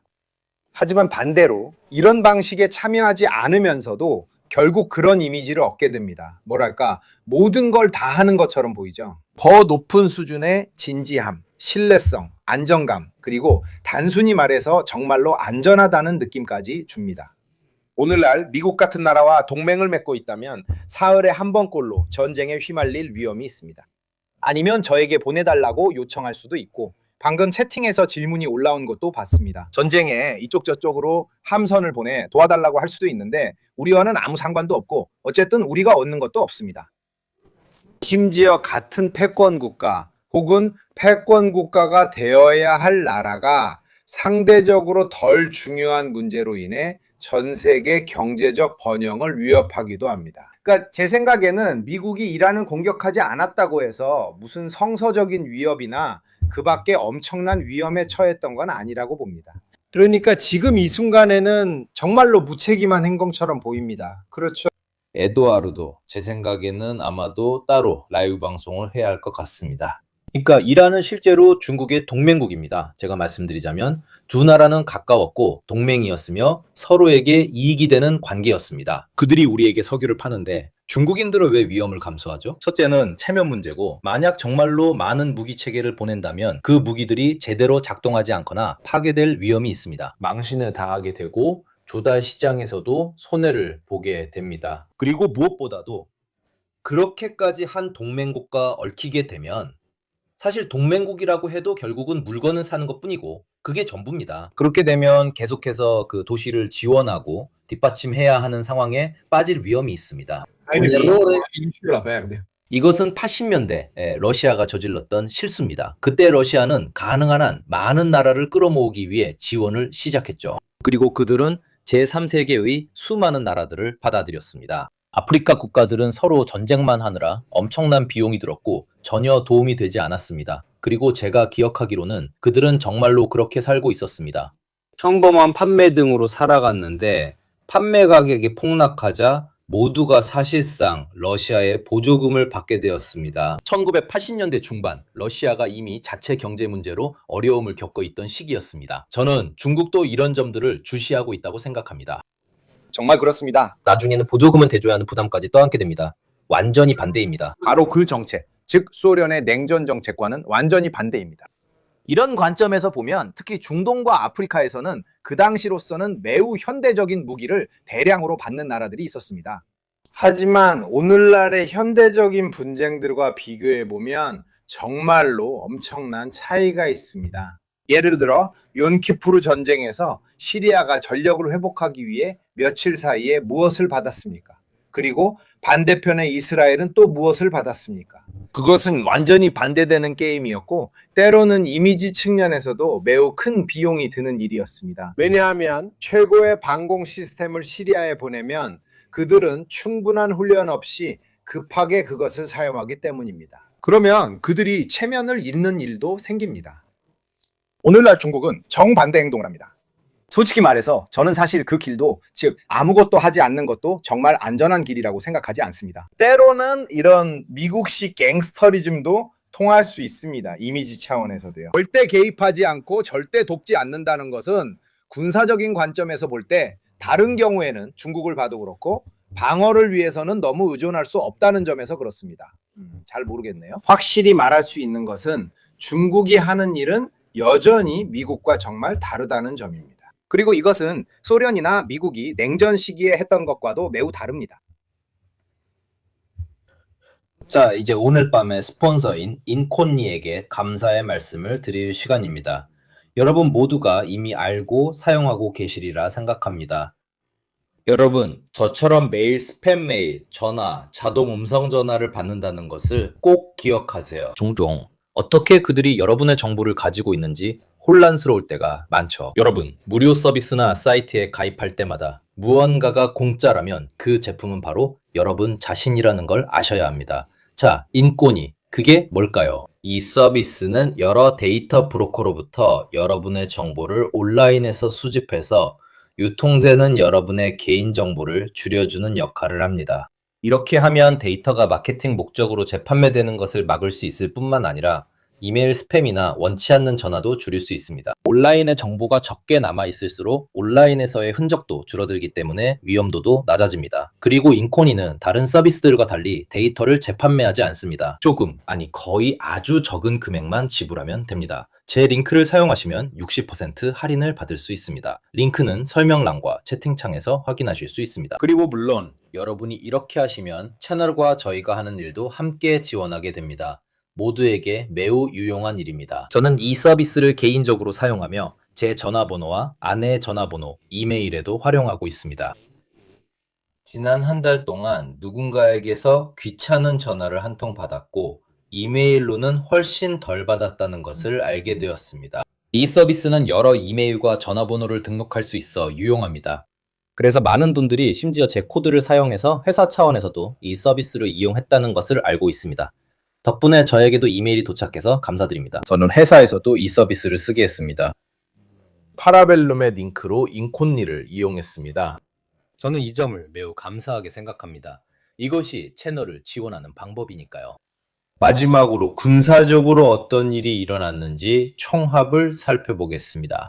손실, 에두아르도, 사고, 격추된 비행기, 이상한 임무 등입니다. 왜냐면은 저는 정말 솔직하게 말씀드리자면 저희는 F-15의 유명한 두 조종사를 구출하러 갔던 임무의 경과를 기록했습니다. 하지만 투입된 병력 수는요. 그 F-15는 거기서 뭘 했던 거죠? 나중에 생각해보면 어떤 임무를 수행할 수 있었는지도 궁금해져요. 어떤 목표물이 있었던 거죠? 그가 지나갔던 지역은 이미 모두 공격당한 상태였으니까요. F-15가 임무 때문에 거기 있었던 게 아닐 수도 있다고 생각돼요. 그리고 그들은 그를 구출하러 갔지만 그는 누군가를 구출하려는 임무를 엄호하고 있었던 거죠. 아마 우라늄의 일부이거나 우라늄 해수 시도였을 수 있습니다. 왜냐하면 그들이 니틀버드와 페이브 호크를 동원해서 사용한 특수부대의 숫자가 좀 수상하기 때문입니다. 특히 그 특수부대가 그곳에 있었고 대기하고 있었다는 점이 그렇습니다. 즉 미국은 모든 것을 12시간 만에 수송할 수 있는 능력이 있지만 이런 종류의 특수부대가 그렇게 많이 동원된 것은 매우 수상합니다. 그리고 특히 우리가 보여줬듯이 두 대의 비행기가 심지어 유도로에서 서로 길을 막고 있었습니다.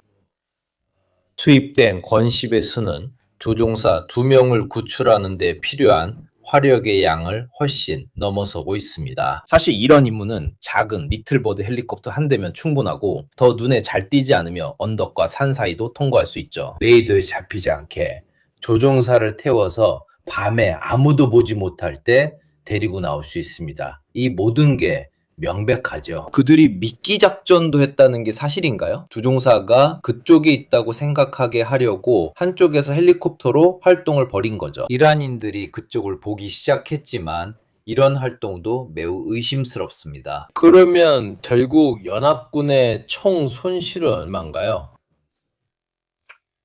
그러면 이 부분에 대해서는 제 짧은 생각을 말씀드리자면 바로 항공 손실 집계로 넘어가기 전에 흥미로운 점이 있습니다. 죄송합니다만 제가 말씀을 중간에 끊기 전에 여러분께 인사를 드리고 싶었습니다. 왜냐하면 말씀드렸듯이 오래 있을 수 없기 때문입니다. 채팅에 계신 한 분께 감사드려야겠습니다. 그분이 제가 언급하려던 철학자가 베르트랑 바디임을 모두에게 상기시켜 주셨습니다. 베르트랑 바디의 책을 읽어보시길 권합니다. 그는 파리 대학교 교수로 알고 있습니다. 이런 책을 꼭 읽어보세요. 정말 흥미롭습니다. 모두 인사드립니다. 제 이야기를 들어주셔서 감사하고 더 함께하지 못해 아쉽습니다. 내일은 녹화본으로 보겠습니다. 좋은 저녁 되세요. 조금 피곤합니다. 어제 우리는 피스토이아에 있었고 그는 로마로 돌아갔으며 저는 미보르노에 들른 뒤 집에 왔습니다. 하지만 우리 둘은 몇 달 차이가 있죠. 너와 나는. 몇 달...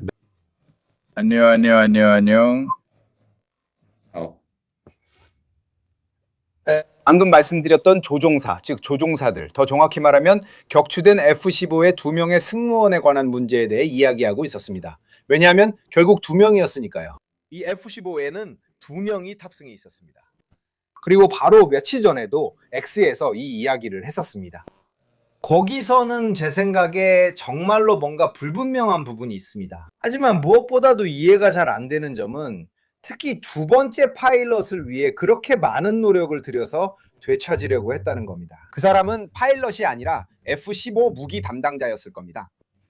제가 알기로는 오늘 이후로는 더 이상 소식을 듣지 못했습니다. 하지만 며칠 전까지만 해도 구조된 이 파일럿들이 공개되지 않았었습니다. 이건 첫날의 일이에요. 이해하실 수 있겠지만 어쩌면 부상당했을 수도 있죠. 하지만 이 모든 일이 있고 나서 며칠이 지났습니다.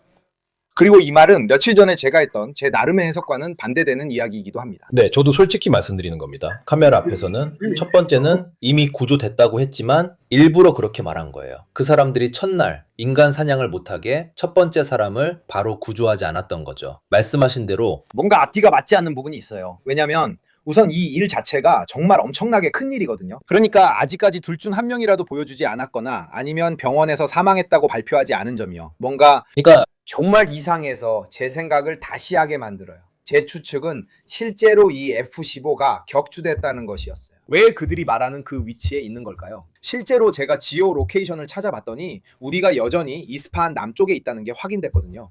어쨌든 그게 확실해 보였어요. 우리는 처음부터 그 조각들, 지오로케이션, 그리고 리트레버드와 치체 트레인의 증거 자료들을 보여줬어요. 네가 말한 그거요. 그리고 그건 더 의심스러워 보여요. 그래서 저는 이미 그 미국 쪽 버전을 반박하고 싶었어요. 우리의 2대 수송기가 착륙한 후 진흙에 빠져서 다시 이륙할 수 없었어요. 왜냐하면 그 사진을 보면 비행기들이 서로 겹쳐 있는데 누가 그런 식으로 비행기를 진흙에 빠뜨릴 수 있겠어요? 말이 안 되죠.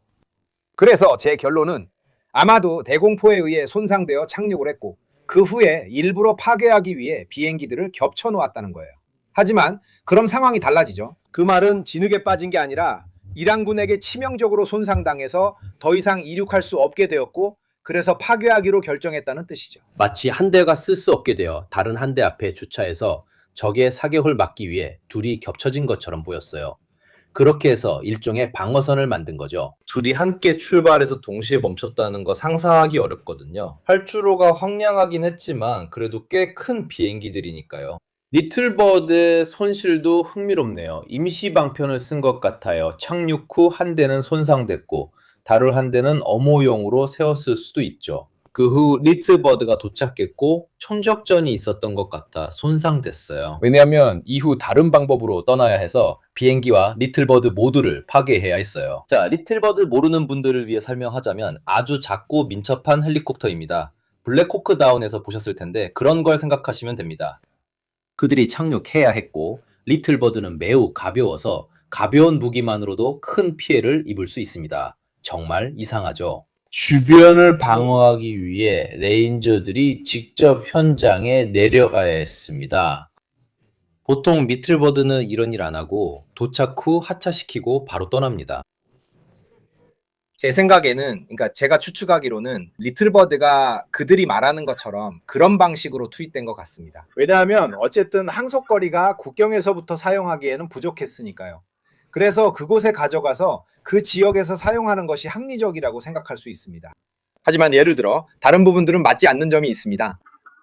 네, 파일럿들에 대해서는 우리가 가장 심각한 부분을 말했죠. 또 다른 점, 사실상 맞는 부분이라고도 할 수 있는데 일부 친일한 분석가들이 말하듯이 2대의 C-130 수송기가 실제로 이란에 의해 격추되었다면 말이죠. 하지만 2대가 같은 곳에 떨어진다는 건 믿기 어렵죠. 양쪽 모두의 의문점이 있고 모든 게 딱 맞지는 않습니다. 제 생각에는 이 부분에 대한 제 재구성을 업데이트하고 그 다음에 화면에 보이는 손실에 대해 이야기하겠습니다. 이렇게까지 난리가 나서 조종사들을 구하려고 했는데도 그 조종사들이 전혀 보여지지 않은 건 정말 이상합니다.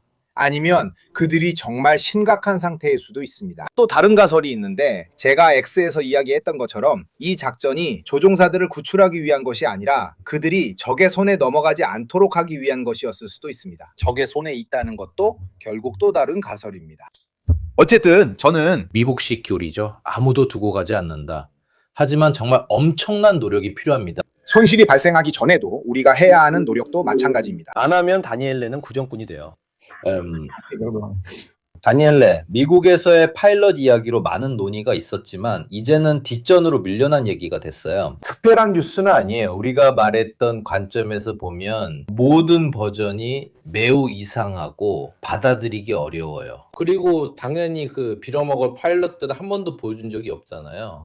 2 파일럿을 구하려고 이렇게 큰 작전을 벌이면서 그 과정에서 특수부대와 함께 그렇게 많은 장비를 잃는다는 게 말이 안 되죠. 뭔가 숨겨진 게 꽤 많은 것 같아요. 다니엘레가 멈춘 것 같은데요. 네, 연결에 약간 문제가 있네요. 그럼 저희끼리 계속 진행하죠. 이 기회를 빌려 반이란 연합군의 항공 손실에 대해 간단히 요약해 보겠습니다. 첫 번째 단계에서는 이렇게 부르겠습니다. 전쟁의 2단계라고 할 수 있죠. 보시다시피 제가 X에 올린 이 게시물이 그 내용을 요약하고 있습니다. 아마도 다니엘레가 돌아오는데 성공했을지도 모르겠네요.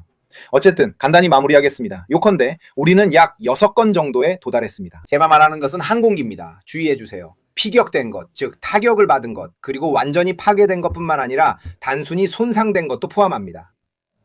이것은 어떤 경우에는 알려져 있지만 다른 경우에는 그렇지 않습니다. 하지만 우리가 가진 가장 확실한 정보는 그것들이 있었다는 것입니다. 아마도 우리는 당신의 목소리는 들리지만 화면에는 보이지 않습니다. 화면이 멈춘 것 같아요. 문제가 있으면 휴대폰으로 들어오세요, 다니엘레. 네, 저는 그가 안 보여요. 여기 있어요. 제 목소리 들리세요? 네, 하지만 당신이 안 보여요. 그러니까 화면이 멈췄어요. 알겠어요? 질문 들었어요. 지금 제 목소리 들리세요? 풀렸어요. 질문을 들으셨다면 완벽하네요. 그럼 대답하겠습니다. 그럼 이 파일럿들에 관한 사건에 대해서는 얘기하지 않겠습니다.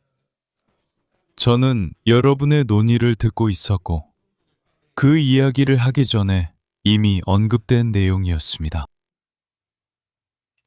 아니요. 재민이 있습니다. 재밍이 있습니다. 활동이 있습니다. 세적이 있습니다. 미르코.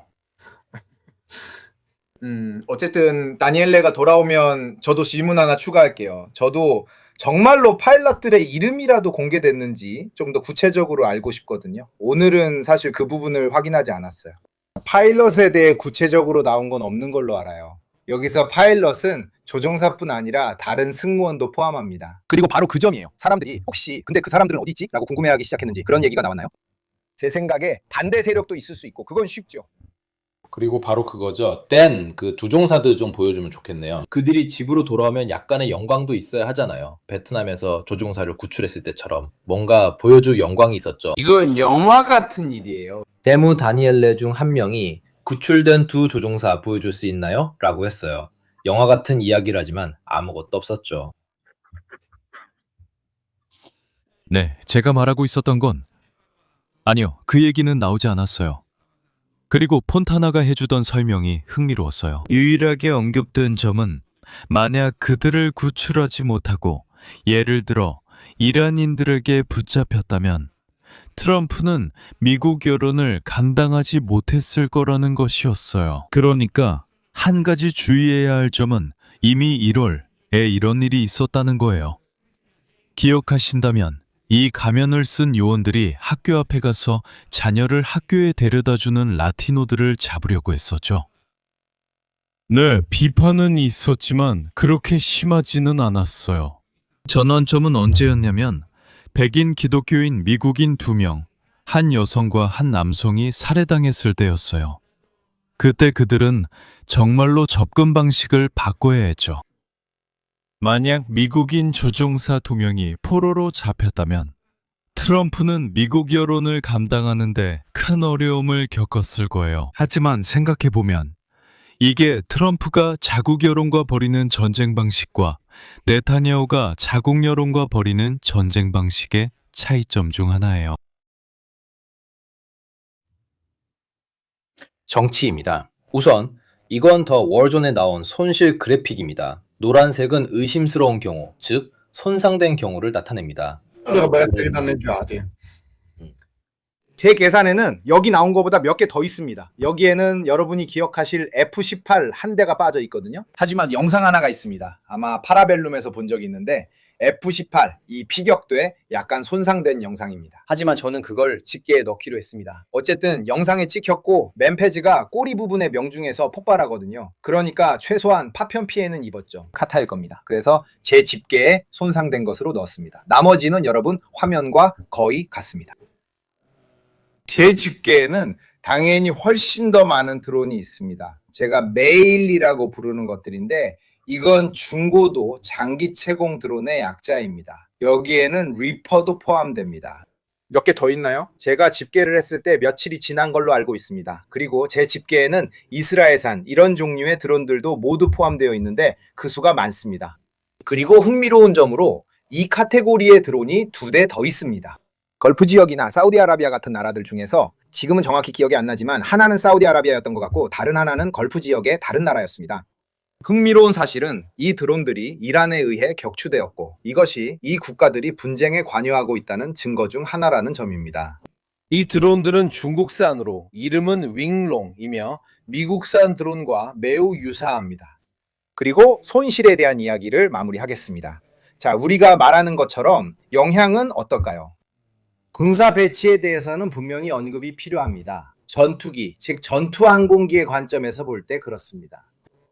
아마도 첫 번째 F-35는 단순히 손상된 것이 아니라 완전히 파괴되었을 수도 있습니다. 이 분쟁에서 우리는 조종사가 부상당한 채로 비상착륙을 했다는 것을 알고 있기 때문에 그 F-35는 더 이상 회수할 수 없을 수도 있습니다. 하지만 이런 요소들 외에도 실제로 미국이 가진 전력으로 볼 때 전투기 몇 대의 손실은 그다지 큰 영향을 미치지 않으며 미국이 입은 중요한 손실에 큰 지장을 주지는 않습니다. 이것이 아왁스입니다. 여기 보이는 건 더 오래된 기종이고 저는 아왁스에만 있었습니다. 실제로 사우디아라비아에 있는 이 기지에 대한 공격 중에 이란의 미사일과 드론 공격이 있었습니다. 그 중요한 아왁스 항공기 하나가 파괴됐을 뿐만 아니라 이 기체는 미국에도 매우 중요합니다. 하지만 또 다른 기체도 손상된 것으로 보이며 미국 관리들도 이를 인정했습니다. 이 경우 파괴된 한 대와 손상된 한 대, 이 두 대만으로도 전체 함대의 12%에 해당합니다. 따라서 그 항공기들은 이미 매우 중요한 상황입니다. 러시아와 우크라이나도 그보다 적은 수를 보유하고 있습니다. 하지만 그 급의 항공기를 잃는데 1년 넘게 걸렸습니다. 첫 사례였으니 이 점을 간과하면 안 됩니다. 벨라루스에서 하나, 그리고 마르나조프에서 격추된 것이 있습니다. 맞습니다. 벨라루스에서 손상된 A-50 포함해 총 3대가 있었습니다. 제가 알기로는 이 기회를 이용하겠습니다. 다니엘레, 이렇게요. 제 생각에 이 전쟁이 처음에 준 첫 번째 교훈은 바로 이란의 전략이었습니다. 그들은 처음 며칠 동안 자신들의 발사 능력을 잃을 것이라는 걸 알고 있었고 그것을 감안하고 있었습니다.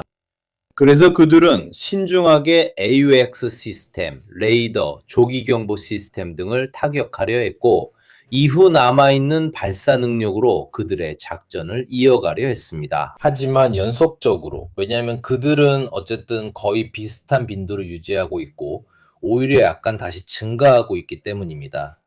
하지만 정치적 또는 전략적 교훈은 그 나라들을 방어하기 위해 거기에 있던 미군 기지들이 실제로는 현재의 위험 요소라는 점이었습니다. 즉, 걸프 국가들은 미군 기지와 미국 행정부가 자신들을 방어하지 못하고 오히려 표적으로 만든다는 교훈을 얻고 있습니다. 그곳에 없었다면 그들은 연루되지 않았을 것이며 미국도 이를 점점 인식하고 있습니다. 군인들은 아마 그렇고 걸프 지역의 군주국들도 분명히 그렇습니다. 하지만 이것은 앞으로의 미래에 대해서도 많은 것을 시사합니다. 미군 기지가 있는 나라는 그 기지가 당신을 그렇게 많이 보호해주지는 않고 오히려 당신을 표적으로 만듭니다. 결국 그렇게 되는 겁니다. 그리고 나서 저는 음소거를 해제해주세요. 제가 잘 안 돼요. 다니엘레, 왜 그런지 모르겠는데 네가 해야 할 것 같아. 가끔 스트리머가 자기 멋대로 멈출 때가 있어요. 아니, 아직 음소거 상태예요. 아직도 음소거 상태야, 다니엘레. 뭐? 네가 음소거 된 것 같아. 마이크가 꺼져 있거나 진짜 음소거 상태야.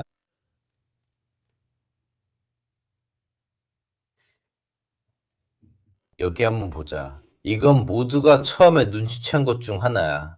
맞아. 사실상 그러니까 보호장치 말이야. 보호라기보다는 오히려 개입을 보장해주는 것처럼 보여. 그리고 사실 미국인들은 그렇지. 역설적으로 이 피해는 미국인보다 동맹국에 더 큰 듯하다. 미국인들은 우리가 본 대로다. 그리고 나서 그들은 계속해서 자신들의 작전을 수행했지. 아마 조금 더 멀리 떨어진 기지로 철수하면서 유럽의 개입이 더 커졌어. 그리고 실제로 걸프 국가들에 대한 공격은 기복이 있었지만 결코 정말로 뚫을 수 없거나 효과적인 방어에 부딪힌 적이 없어. 즉 중요한 인프라를 제대로 보호할 수 있을 만큼의 방어는 없었지. 오히려 정반대였어. 그래서 오늘날에도 만약 그 대규모 미사일 공격과 함께 분쟁이 다시 시작된다면 가장 먼저 취약한 표적이 될 것은 바로 그 중요한 경제 인프라일 거야. 걸프 국가들에서는 오늘날에도 방어할 수 있는 건 아무것도 없지. 다니엘레. 게다가 우리가 너에게 했던 그 질문과 함께라면 무효야? 그리고 사실 수신자들이 있다는 것도 맞아. 그러면 기본적으로 정신적 장애 문제에 대해서 이 25조에 관해서는 논의가 며칠 전부터 시작됐어. 고모당원들이 그렇게 중대한 조치를 취할 준비가 되어 있는 것 같지는 않아. 마가 운동의 일부, 예를 들어 그린처럼 극단적인 입장을 가졌던 그린, 마가에서 의회를 떠난 사람이 있어. 그 사람이 명확하게 물었어.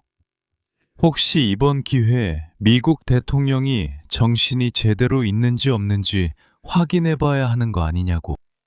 이 문제가 제기되었지만 나는 절대 어디로 갈 거라고는 생각하지 않아. 돌아가자. 우리가 아까 했던 중간선거에 대한 이야기로 돌아가자. 내 생각엔 중간선거 전에는, 물론 중간선거가 제대로 치러진다는 전제하에 말이야. 왜냐하면 나는 지금 이 시점에서 투표를 하면 트럼프가 질 거라고 계속 생각하고 있고, 트럼프도 자기가 질 걸 알기 때문이야. 트럼프는 뭔가를 꾸며낼 거야. 우리가 아직 뭔지는 모르지만 선거를 못하게 하거나, 하더라도 결과를 발표하지 않거나 무효로 만들거나, 어쨌든 뭔가를 꾸며낼 거야. 아까 조종사 문제에 대해 이야기하고 있었지. 이 점에서도 트럼프 행정부가 벌이는 전쟁과 네타냐후가 벌이는 전쟁 사이에는 깊은 차이가 있어. 즉, 미국 사회는 아까 말했던 상황을 전혀 감당할 수 없다는 거야. 폰타나. 그러나 미국 언론에서는 거의 다루지 않았던 두 조종사의 미스터리한 포획 사건 말이야. 그러니까 만약 그 두 조종사가 잡혀서 이란 전역을 우리장 안에 넣고 끌고 다녔다면 트럼프는 엄청난 공경에 처했을 거야. 이스라엘 문제는 좀 달라. 이스라엘, 특히 이스라엘 여론의 중요한 일부에게 이란 문제는 47년째 계속되고 있는 일이야. 네타냐후를 싫어하는 사람들도 있는데 이스라엘 사회에서 아주 중요한 부분이야. 중도우파 안에도 있어. 그러니까 네타냐후에 대한 반대만이 아니라 중도우파 내부, 즉 수년간 권력을 잡아온 그 정당 안에도 있다는 거야. 내 생각에 이스라엘 사회는 충돌이 일어나더라도 버틸 수 있는 힘이 있어. 하지만 이건 곧 워싱턴에서 몇 시간 후에 현실이 될 거고, 사실 지금도 이미 그렇지. 미국 언론에서는 큰 기대감이 있어. 왜냐하면 워싱턴 국무부에서 이스라엘인과 레바논인이 처음으로 직접 만남을 갖게 되기 때문이야. 이것은 3시간 전에 런던 타임즈 팟캐스트에서 전한 소식과 연결돼. 런던 타임즈에 따르면 이란인들이 이스라엘과 레바논에 대해 말한 것이 사실일 수도 있다고 해. 즉, 휴전 합의에는 이스라엘이 헤즈볼라에 대한 공격도 중단하는 것이 포함되어 있었다는 거야. 하지만 이스라엘은 분명히 그렇게 하지 않았고, 그로 인해 관계가 어려워졌어. 트럼프, 여러분도 알다시피 네타냐후와 분명히 얘기했어. 몇 시간 전에 공격을 자제해달라고 요청했지. 문제는 한편으로 레바논 정부가 몇 주째 이스라엘과 타협을 시도하려는 신호를 보내고 있다는 거야. 하지만 수년간 존재해온 협정에 따라 개입할 능력이 전혀 없어.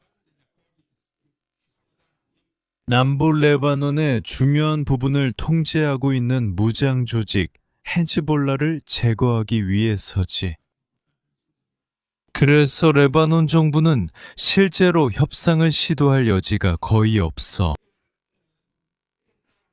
왜냐하면 한편으로는 국제사회가 헤즈볼라에게 이스라엘 북부에 미사일을 발사하는 것을 중단하라고 요구하고 있기 때문이야. 하지만 동시에 레바논 역사에서 주기적으로 반복되어 온 내전에 직면할 위험도 있어. 그리고 이것이 가장 큰 우려야.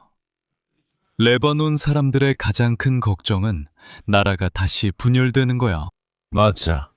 하지만 레바논이 이 공경에서 벗어나려고 하는 데에는 경제적, 전략적인 이유들도 있어. 네타냐후가 자주 레바논에 들어오니까. 헤즈볼라를 파괴하지만 미르코, 너도 이런 일의 전문가잖아. 이 6주 동안 매일 네타냐후 정부가 여기를 공격했다, 저기를 공격했다고 말하고 있어. 그런 다음 날에는 저기서 500명의 전투원이 나오고 저기서는 미사일 4발이 날아와. 그러니까 실제로 정부가 뭐라고 발표하든 작년에 트럼프가 이란의 핵시설을 완전히 파괴했다고 말했던 것과 비슷해. 네타냐후는 그런 말을 하게 놔뒀지만 실제로는 파괴하지 않은 게 분명해. 정말 파괴했다면 우리가 지금 이렇게 묻지 않았을 거야. 그건 논리적인 이야기였어. 세상 어떤 군사력도 그래. 설령 그들이 그렇게 했다고 해도 확신할 순 없어. 왜냐하면 세상 어떤 군사력도 그 아래를 직접 가서 피해를 확인할 능력이 없으니까.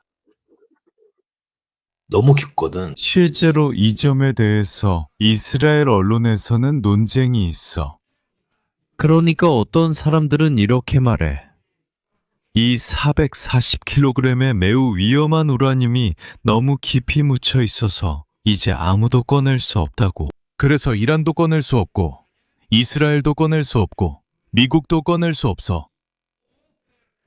이제 아무도 무슨 일이 일어났는지 몰라. 이건 제가 아는 바로는 저도 여러분처럼 군사 전문가까지는 아니지만 전쟁에 대해 조금은 봐왔거든요. 제 생각엔 이게 가장 위험한 단계인 것 같아요. 왜냐하면 더 이상 자신이 무엇을 위해 왜 싸우고 있는지 모르는 순간이 오기 때문이죠. 만약 당신이 그들이 무엇을 하려고 했는지 본다면 이란인들의 핵무기 부분과 미사일 대응 아주 잘할 수 있죠. 이란인들, 당신은 처음에 유명한 15개 항목, 10개 항목을 언급했죠. 이란인들이 당신에게 뭐라고 말하고 있나요? 우리는 핵무기를 포기하면 못 믿습니다. 이렇게 말할 수 있겠네요. 우리가 핵무기를 포기하면 끝입니다. 앞서 말했던 경험들을 보면 그렇죠. 하지만 이건 몇 년 전에 트럼프가 갔던 북한과 같은 이유입니다. 트럼프가 직접 말했죠. 우리는 친구가 됐다고. 하지만 그 점을 놓치지 말아야 한다고 했습니다. 계속해서 새로운 핵폭탄을 만들고 있습니다. 왜냐하면 그들은 이렇게 말하죠. 내가 핵폭탄을 가지고 있는 한 너는 나를 건드릴 수 없다. 결국 그들이 주는 메시지는 바로 이겁니다. 하지만 트럼프 행정부뿐만 아니라 우리가 아까 말했듯이 역사적으로도 자주 있던 일입니다. 미국은 그 합의를 지키지 않았고 러시아도 지키지 않았으며 중국도 마찬가지였습니다.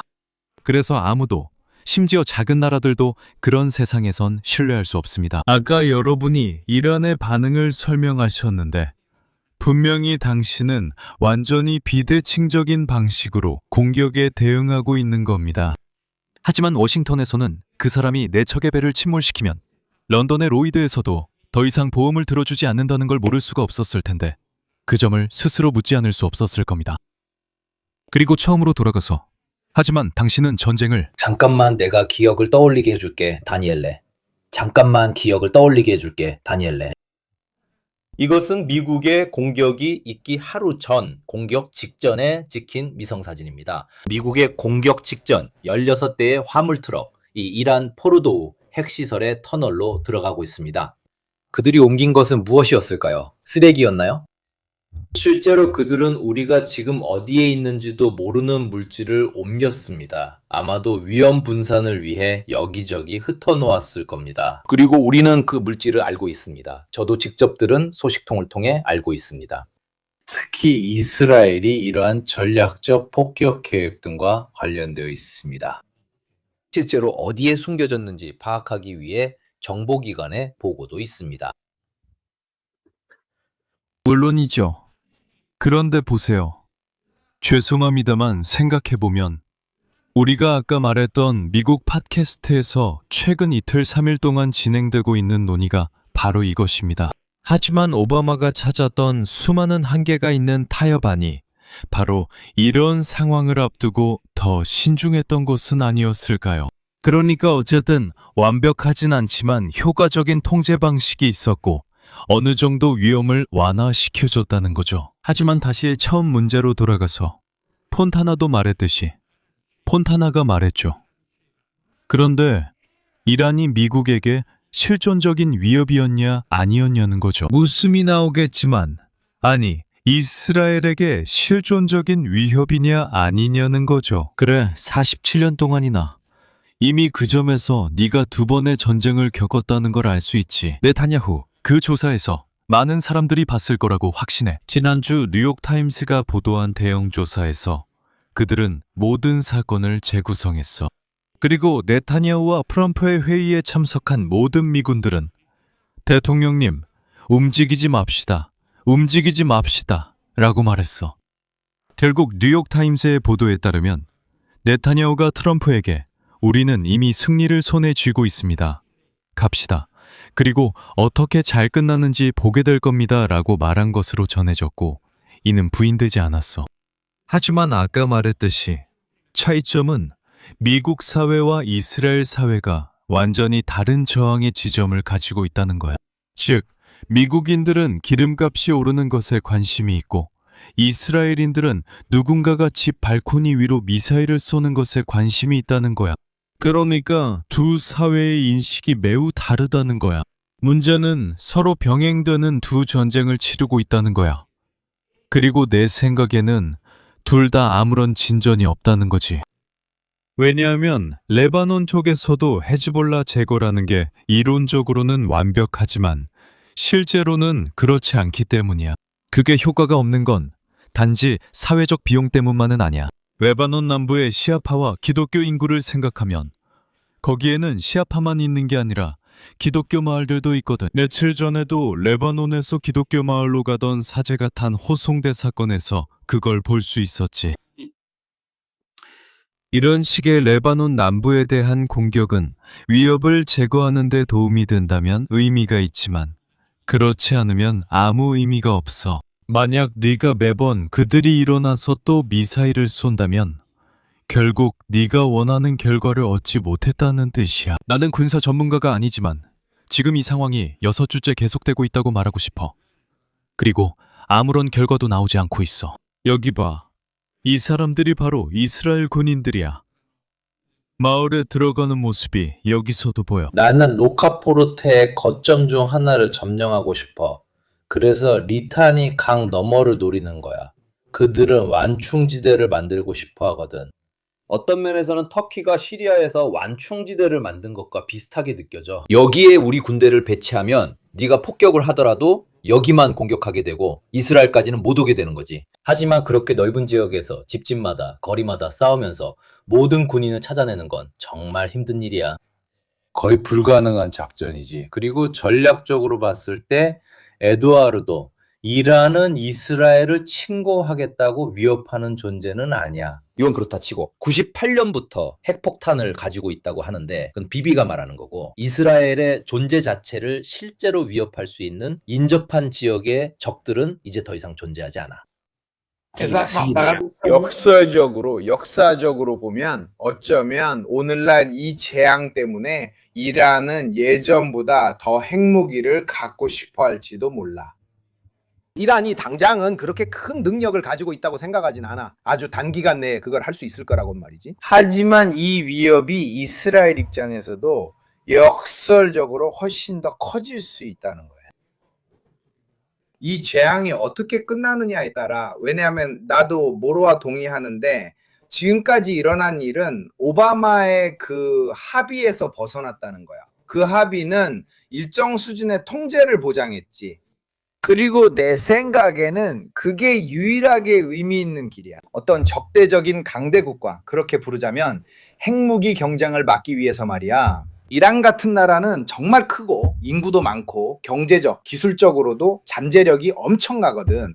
또한 우리는 세계 최고 수준의 동맹국이나 파트너들도 핵무기와 핵기술을 보유하고 있는 것을 봤지. 그런 나라를 적으로 돌리면 그들에게 핵 억지력을 갖출 모든 이유를 주는 셈이라는 생각은 비현실적이야. 그리고 결국 그들이 굴복하지 않는 한 두세 달마다 계속 공격하는 거지. 그들이 항복할 때까지. 그 나라가 할 수 있는 일이라고는 이 억지력을 갖추려고 하는 것뿐이라는 건 명백하지. 맞아. 그치? 이번만큼 이란에 대한 실제 전면 공격에 이렇게 가까이 다가간 적은 한 번도 없었어. 그전에는 대리전을 통한 교전이었지. 항상 그런 교전이었어. 늘 그랬지. 이게 지금 일어나고 있는 일이야. 레바논에서 네가 이렇게 공격하면 그건 말 그대로 그렇게 하는 거야. 나는 그걸 마린카 효과라고 부르는데 우크라이나 달 표면 같은 지형을 기억하는 사람들은 알 거야. 네가 무언가를 통제할 수 없을 때 그걸 완전히 파괴해버리는 거야. 그러면 나도 너도 여기서 그걸 쓸 수 없게 되지. 그래서 나는 이 영상을 계기로 바로 레바논에 대해 아주 간단하게 코멘트를 하려고 해. 우리가 그 주제를 언급했으니까. 맞아. 내 생각에는 중요한 무언가가 분명해지는 것 같아. 그러니까 헤즈볼라 같은 세력이 존재하고 본질적으로 군사적으로도 중요한 역할을 하고 있다는 거지. 그리고 이스라엘의 관점에서 보면 북부 지역에 대한 위협이기도 해. 물론 우리가 기억해야 할 것은 헤즈볼라가 이스라엘을 침공해서 나라의 절반을 점령할 수 있는 건 아니라는 거야. 몇 달 전에도 비슷한 얘기를 읽은 적 있어. 본질적으로 헤즈볼라에 대한 작전 정당화에 관한 이야기였어. 어쨌든 분명히 단거리 로켓과 미사일 발사 측면에서 보면 위협이 되는 건 사실이야. 내가 말하고 싶었던 건 이스라엘이 이 적을 뿌리 뽑으려고 한다는 거야. 실제로 그런 동사를 썼어. 그러니까 가능한 한 가장 잔인한 방식으로 뿌리 뽑아야 한다는 의미지. 현지 민간인들에게 미치는 영향도 마찬가지야. 왜냐하면 헤즈볼라 같은 세력은 오직 그런 지원과 그러니까 그런 뒷받침이 있을 때만 존재할 수 있기 때문이야. 그래, 현지 인구 상당수가 실제로 지지한다는 거야. 그리고 역사적으로 말하자면 이런 유형의 게릴라 군대, 다소 전통적인 군대를 점령하고 뿌리 뽑으려는 군사 세력의 시도는 대개 실패로 끝났다는 거야. 어쨌든 지금까지 이루어진 가장 본격적인 시도들은 대체로 이런 지역들의 인구를 줄이는 방식으로 진행됐어. 즉 보통 이런 대게릴라전 이렇게 부를 수 있는 투쟁에서 하는 일은 이런 세력들이 가지고 있는 기반, 지원 기반을 없애는 거야. 그리고 그렇게 할 때는 수단을 가리지 않아. 기반을 없앤다는 건 우리가 본 영상처럼 인구를 내쫓는 거야. 때로는 수십 킬로미터에 이르는 넓은 지역에서 주민들을 쫓아내지. 하지만 이런 것들이 때로는 자기 꼬리를 무는 뱀처럼 악순환을 만들기도 해. 왜냐하면 이런 일들은 불만을 낳으니까. 레바논과 헤즈볼라의 호감을 가지고 이스라엘에 더 강경하게 반대하는 인구 집단 말이야. 오늘날 그들은 자신들의 동포인 레바논 사람들이 겪는 일을 보면서 이런 감정이 충분히 더 커질 수 있어. 그러니까 어쩌면 내 생각에는 그러니까 모르넬의 말에 동의하는데 지정학적인 관점에서 보면 이 문제를 이스라엘인들이 이스라엘 정부가 해결하고자 하는 방식으로 보면 실제로 오늘이 가장 적절한 시기야. 그들이 자유롭게 행동할 수 있다는 의미에서 그렇지만 그렇다고 해서 그게 꼭 효과가 있다는 건 아니야. 자, 다시 이란으로 돌아가서 이란의 억제력에 대해 이야기해보자. 내가 대답하게 해줘. 너는 그 사람을 정당화하고 있는 거야? 첫째, 이 채널을 따라갈 지적 능력이 없다면 그냥 포기해. 여기서 아무도 무언가를 정당화하는 게 아니야. 누군가는 전쟁이 일어날 때. 전쟁이 격화될 때 네가 이란인의 입장이 되어본다면 이런 종류의 개입을 막기 위해 가장 먼저 할 수 있는 일은 핵무기를 갖추는 거야. 그걸 정당화하는 건 아니야. 내가 말하는 건 전략적으로 생각하는 사람이라면 누구나 그렇게 할 거라는 거야.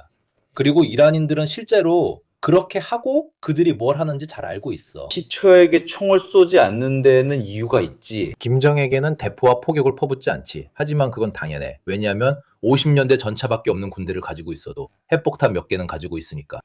이제 이런 장난 그만해. 내가 쇼츠에서 그 얘기는 안 하네 라고 댓글 다는 것과 같아. 미안하지만 쇼츠는 이분뿐이라 다른 주제까지 얘기할 수 없어. 논리적으로 말하는가? 그들이 하는 건 변명이 아니야. 이스라엘, 이란, 헤즈볼라, 미국인 누구도 변호할 생각 없어. 이 채널의 목적도 그게 아니야. 그들이 하는 일을 변호하는 게 아니라 네가 전쟁을 극한까지 몰고 가면 당연히 그쪽도 극단적인 조치를 취할 수밖에 없다는 거 설명하는 거야. 그리고 98년부터 이들이 핵을 가지고 있다고 계속 떠들어온 역설이 있어. 98년부터 많은 시간이 흘렀지. 그리고 역설적으로 이 상황이 그들을 핵무기에 더 가까이 가게 만들 거야. 그러니까 이건 자기 충족적 예언이야. 맞아. 그럼 이제 그들이 정말로 핵무기를 가지려고 하는 거야? 그리고 이 주제에 대해서 그러니까 더 설명하기 위해서 변명하는 게 아니라 지금 일어나고 있는 그 역학을 설명하는 거야. 그게 내가 하려고 하는 일이야. 나한테 정말 인상 깊었던 예시들도 있어. 그러니까 유럽에 살고 있는 이란 디아스포라 사람들이야. 내가 아는 사람들이나 어쨌든 연락이 닿는 사람들이지. 그 사람들은 항상 완전히 반체제였어, 반체제. 모두는 아니지만 몇몇은 그래. 그래서 그들조차도 이런 이란인들 중 몇몇은 핵 억지력을 갖는 것의 의미를 다시 생각하기 시작했어. 그냥 사실로 말하는 거야. 왜냐하면 아마도 밀어붙이지 않는 게 나을 수도 있는 온건파도 있기 때문이야. 그게 반발을 불러올 거야. 사실 이스라엘은 진짜로 타격을 가하거나 이란에게 치명적인 위협이 될 만한 능력이 없어. 그리고 이란에도 온건파가 있어. 모두가 그런 건 아니야. 우리 쪽에서 저렇게 밀어붙이면 상대방으로부터 반응이 올 거라고 말하는 사람들도 있어. 지금 일어나고 있는 일, 즉 이란의 대리 세력들이 사라지고 있다는 건 사실이야. 이란은 국내 문제도 더 많아졌고 그래서 대리 세력에 자금을 댈 돈도 더 적어졌지. 전쟁이 점점 더 직접적으로 공중을 통해 그들끼리 벌어질 거라는 건 분명해. 왜냐면 거리가 정말 수천 킬로미터나 되거든. 하지만 솔직히 말해서 두 나라 모두 실제로 상대방을 침공하거나 위협할 전략적 능력은 없어. 둘 다 핵무기를 가진다면 더더욱 그렇지. 그때부턴 게임이 끝나는 거야.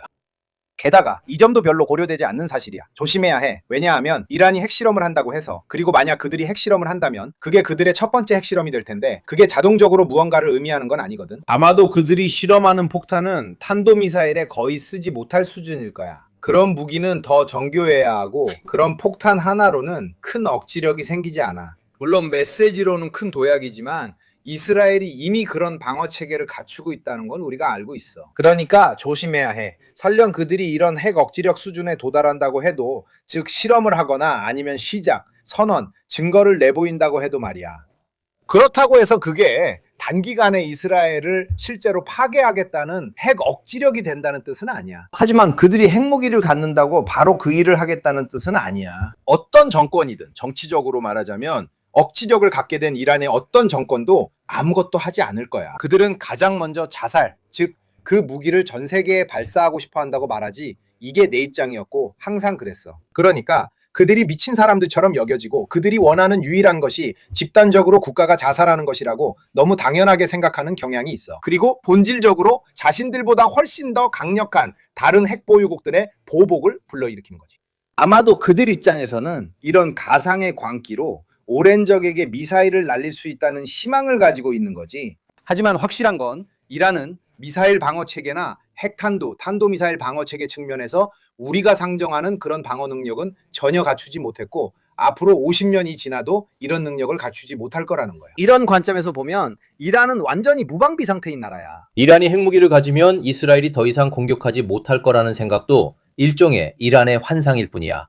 우크라이나와 러시아 사례에서도 그걸 봤지. 그 패러다임도 깨졌어. 핵 보유국이 계속해서 드론과 미사일에 아무렇지 않게 폭격당하고 있잖아. 지난 2년 동안. 그 패러다임도 무너졌지. 예전엔 내가 핵무기가 있어서 건드릴 수 없다고 생각했지. 실제로 전쟁이 재래식 무기 수준에서 머무를 때도 그 선까지 밀어붙이게 돼. 죄송하지만 이제 5분 남았습니다. 마이크를 다니엘레에게 넘기겠습니다. 지금까지 논의한 내용에서 어떤 점을 얻으셨나요? 하지만 여러분의 이야기를 들으면서 저는 제2차 세계대전 이후 가장 복잡한 시기를 우리가 겪고 있다고 말씀드려야 할 것 같습니다. 적어도 제 세대에게는 쿠바 위기, 그러니까 케네디와 후르쇼프, 그리고 베를린 장벽 붕괴가 중요한 전환점이었다고 배웠습니다. 꼭 그렇지는 않습니다. 네, 쿠바 위기는 있었지만 항상 그렇게 포장되어 왔습니다. 케네디가 이기고 후르쇼프가 졌다고 늘 얘기되어 왔고 이후로도 그렇게 인식됐습니다. 실제로는 존 케네디의 동생인 밥 케네디 덕분에 미국인들이 소련인들에게 대가를 치렀습니다. 몇 달 후 크게 알리지 않고 조용히 그렇게 했죠. 그리고 결국 어떤 식으로든 타협점을 찾았고 그 결과 각자가 본질적으로 나눠 가졌죠.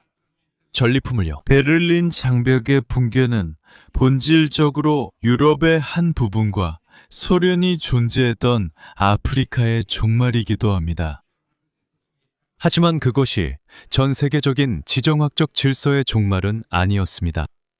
여러분이 말씀하신 것처럼 오늘 밤에는 우크라이나에 대해서도 라틴 아메리카나 베네수엘라에 대해서도 이야기하지 않았습니다.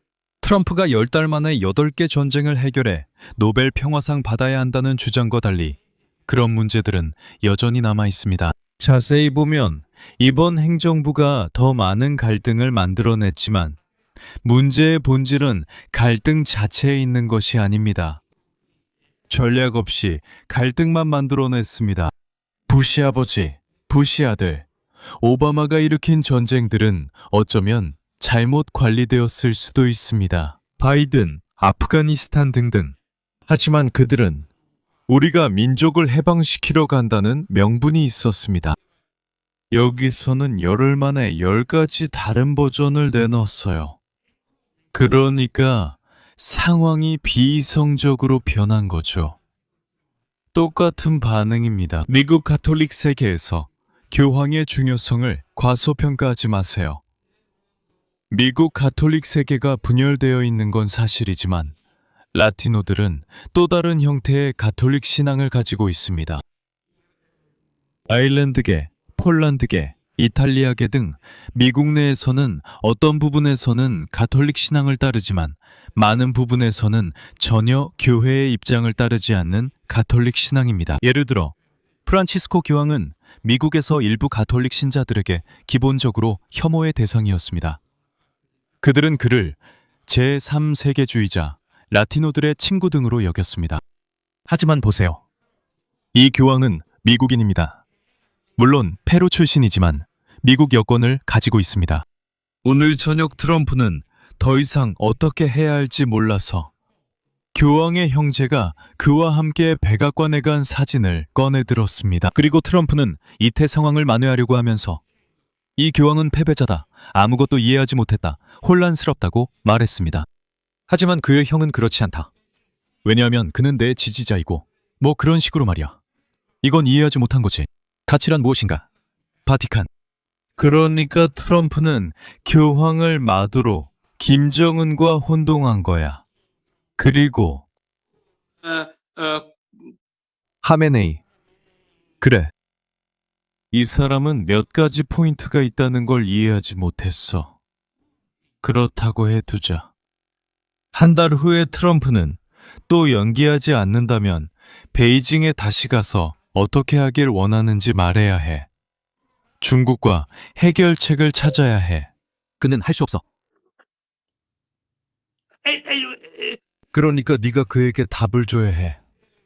네가 이런 식으로 행동하면 도대체 어떤 답을 줄 수 있겠어? 그리고 네가 매일 답을 바꾸면 누가 널 진지하게 받아들이겠어?